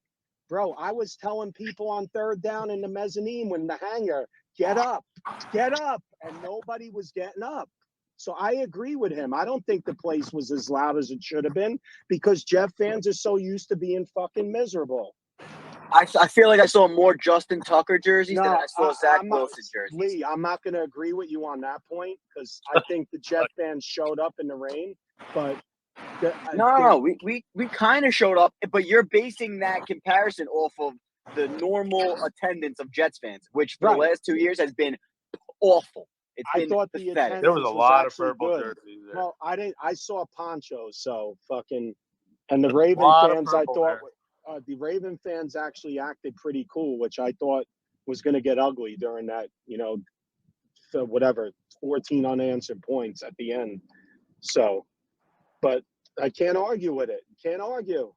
Bye, guys. Have a good day. The only Love gripe you, Peter. is the only gripe with the whole team right now is that you actually built a really quality football team. So now, because I really do believe that. I thought the pass rush was decent. I thought the secondary looked good. The linebackers hit hard. The line, whatever. But here's the biggest problem. The biggest problem is that we do not have a quarterback. So the problem is that when you don't have a quarterback, when you have a good team, you cannot waste time on building a team or on the quarterback. So Zach Wilson gets 1 year. If he's no good, look, Aaron Rodgers is in misery right now. Dak Prescott's hurt. He might not be there next year. But there's quarterbacks that always move. You Give got me to a quarterback. realize, too, though, he's $20 million in dead money if they move on from him. They don't have the money. I know they can get creative, but one other thing that bothered me yesterday, it's just a 5-second take. I was fucking pissed Bryce Huff didn't play because that guy gets to the quarterback. Did you guys hear that? Bryce Huff didn't play? I don't know why that's not being talked about enough. Bryce Huff? Yeah, I wanted him to because play. we're deep. I'm telling you guys, we have a good team. If Aaron Rodgers is on this team, we're going to the fucking deep into the playoffs. That's why I'm so upset and I'm so miserable today because of the fact that Joe Flacco, and I haven't seen Zach Wilson yet. I have not seen what he can do, but Joe Flacco has proved to me that you could take a quality football team that has almost all the pieces and take just a guy that throws the football and make the team a 4-win fucking program. You can't have a quarterback that bad. You have to go out, and if we're gonna hope Zach Wilson's good, but if Zach Wilson doesn't have a great year this year, you have to trade him You have to. You have to get rid of those players. And you have to add a quarterback because you can only pay these players. Your window of opportunity in the NFL is 2 to 3 years. Anytime That's you what build the a good Rams team, did. exactly. The Rams did it. The Buccaneers did it. 2 or 3 other teams in the last 4 years have done it and gone far into the playoffs. And the Jets, we continue for the last decade to build around rookie quarterbacks, but we do not. We continue to we live off the optimism of what the future could be instead of just adding a guy like Rodgers saying, look, Green Bay, you guys are miserable. He's 37 years old. Just give him the fucking guy. We'll give you Zach Wilson and 2 firsts. That's it. We already have the team built. Aaron Rodgers is probably, it's like, these are like perfect situations and it's finally coming together. And I just don't want us to blow it on another rookie quarterback sticking with him. You know, we're sticking with Darnold. We're sticking with Geno. It's like, dude, fuck these guys. They can't play. That's why they don't play when they're not on our team. No one else gives them a shot. They don't even deserve it from practice alone. It's crazy. Well, I saw yesterday in the Bengals game, Michael Pirine was getting snaps in overtime. I know the guy got hurt, but what does that show?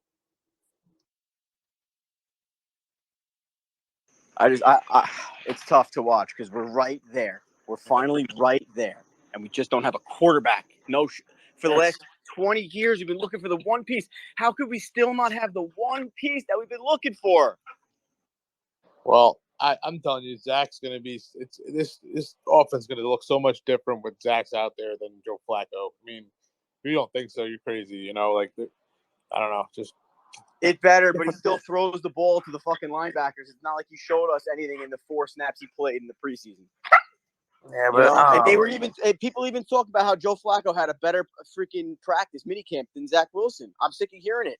Just give me a guy that won't ever let that be a conversation. Yeah. Let's go to Mom saying, "What's up, man?"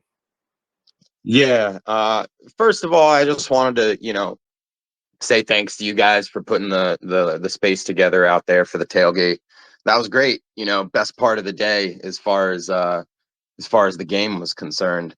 And then, getting into the game, it was upsetting. I mean, watching it live, you could see that Flacco was not only just a statue, but the guy could not process the defense that was going on in front of him.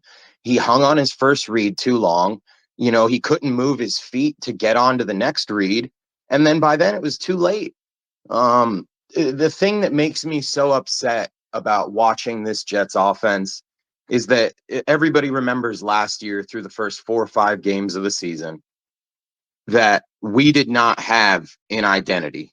We did not know how to put these players into a position where they could succeed.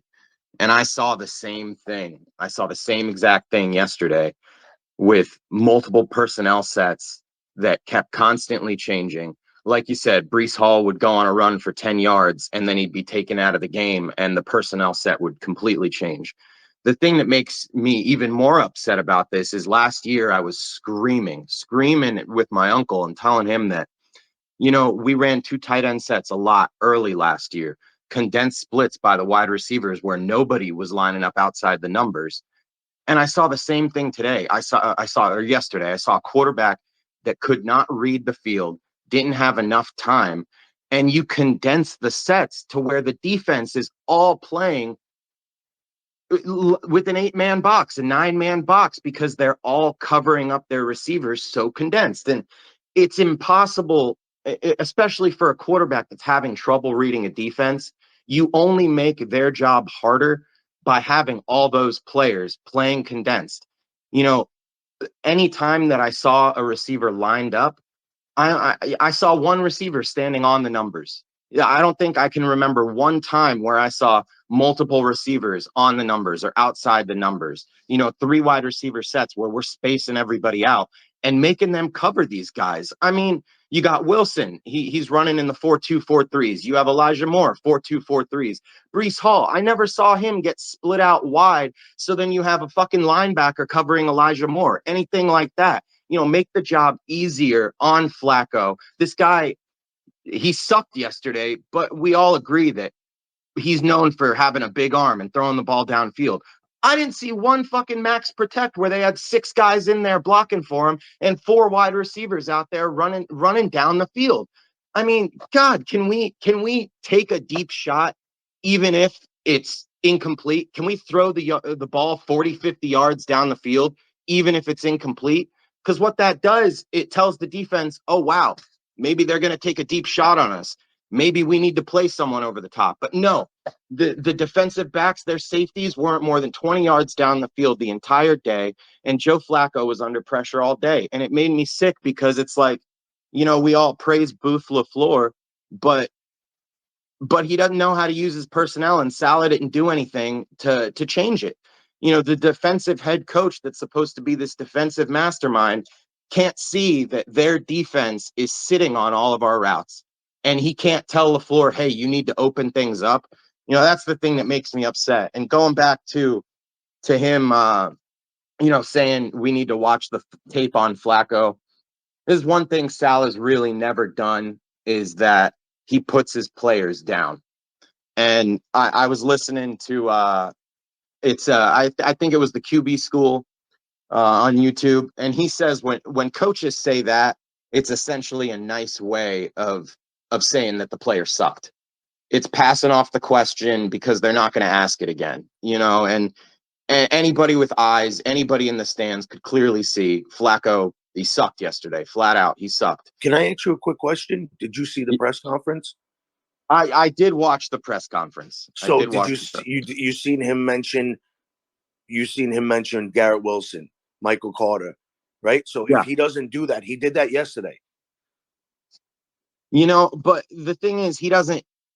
That's a nice way of playing it. You talk to Belichick, and if they ask somebody and they say, hey, Bill, Mac Jones had a bad day today. Why was that? He'll go in depth and he'll say, he wasn't able to read the safeties. He wasn't able to read the linebackers. He didn't adjust coverage. He'll bury him.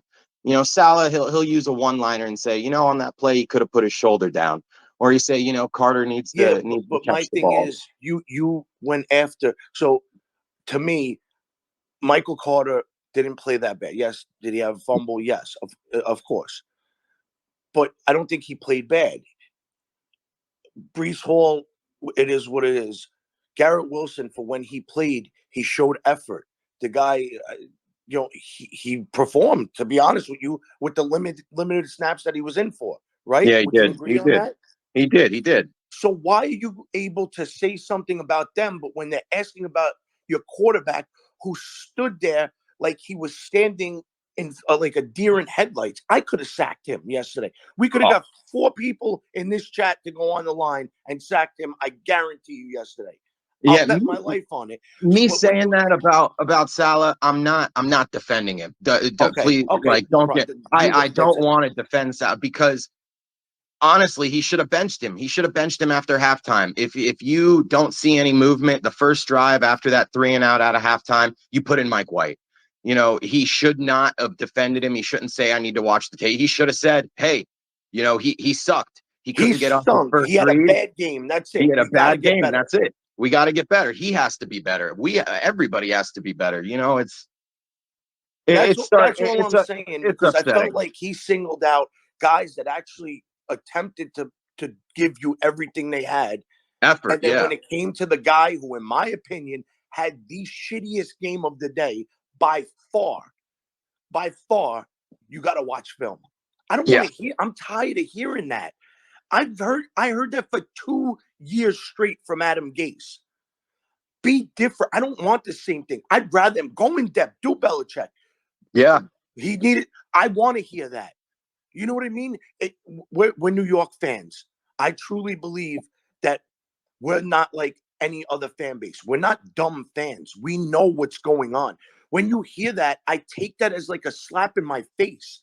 When you say that, listen, last year, I forget what play it was, Michael Carter. It was a play where either he should have ran out of bounds and went down, or went down and should have ran, whatever it was. He came up to the podium, and you know what he said? I'll never do that again. I made a mistake. I never even thought about that again after he said that. I don't even think I might have brought it up as an example to say Yeah, we're fans. We realize these guys are going to make mistakes. I'm not saying they got to be perfect, but there's a difference between making mistakes and then just being god awful the entire game. And I'm telling you, I got to go do a couple of things right now. I'm going to watch the game tonight on PD's show. I will have, out of those 59 attempts, how many checkdowns that this guy threw in that game. I'm going to watch. I'm guaranteeing you, out of those 59 throws, it's at least 20, because 15 of them had to be attempted to the running backs. Yeah. So when you're playing like that, you know what the defense is going to do? This guy can't beat us over the top. Someone just said it. Everybody play in. Rush him, because he's got to get the ball out quick. He can't throw. It changes everything. It does. Changes everything. You got zero concern that he's going to run. Zero. Yeah. You could give him a 3-yard head start on the fucking slowest lineman, and he's going to catch him within the next 15 yards. He can't move no more. The guy cannot quarterback. He's done over. Cut him. Get him and Braden Mann in an Uber to the fucking nearest airport together. That's what I would do. And move on. Because these kids that we have that showed me something, I seen it. Out of what very limited opportunities they had to show, they showed. So we have the pieces there. But if you don't have a quarterback, I said it last night, you could have Jerry Rice and Barry Sanders in that offense yesterday. You weren't winning that game with him. No way. Zero chance. One last thing I'll say, I read this, is that I heard somebody say, DJ Reed shouldn't have gone to the 50-yard line to celebrate after his interception, which I agree. You got to know where you're at in the game. I said that too, and I didn't know this backstory. The backstory behind it was he lost his dad, and he dedicated that to his dad. He lost his dad, I think it was yesterday or early in the day. Yeah, So, and I'm gonna say exactly. I was one of those. I don't like when they do that. I didn't know the backstory, and I'll admit, you know what? I take that back. I'm wrong.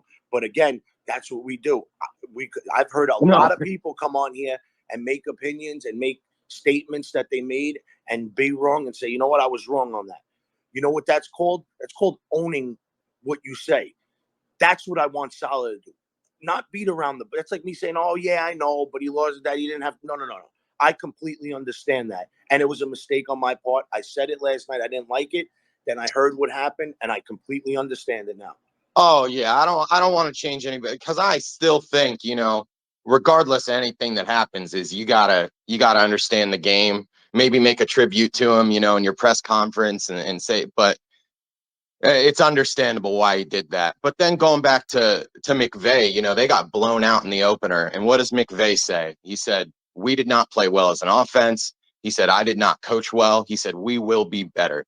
And like you said, Salah needs to own that. He needs to own that he was not good enough. The team was not good enough. And he needs to call players out and hold them accountable. These are young guys. What do you do when your kid messes up? You ground them. You had consequences. These guys don't have any consequences for them playing like that, and they're not going to learn unless they do. All right, I'll pass it off. Thanks for my time in the space, y'all. Yeah, thanks, buddy. Mauricio, what's up, bud?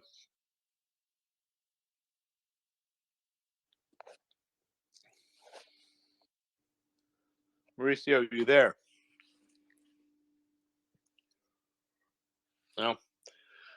All right, guys, listen, it's about 5 to noon. I'm going to end the show. It's been fun. Hopefully next Monday we're talking more about what we did right against Cleveland, and I think we do. Playing Jacoby Brissett, our defense should, I think, hopefully give us 7 points so we can get out on the board. But I don't know. We'll talk about it tonight on PD's show. Tune in at 8:30. He's going to have Will Parkinson on his show with him and Tanad. So tune in for that. Obviously Wednesday we got Happy with his afternoon show. Thursday night with the OGs, and Friday Night Lights with Kenny and Joe. So always tune in, and then Sunday night obviously with the OGs again. So we'll have the games. Don't forget, next week up at the bar in Staten Island, we're going to do a book signing with Coach Mike Westhoff. So come on up and watch the game with him and get a book. So thanks everybody for having a good time with us at the tailgate. Hope you had a good time with us. Same thing at the hangar, and we plan on doing more stuff like that. So follow the Jet Lounge page, follow myself, and everybody in here should follow each other. So have a good day. Enjoy it. Talk to you later. Bye.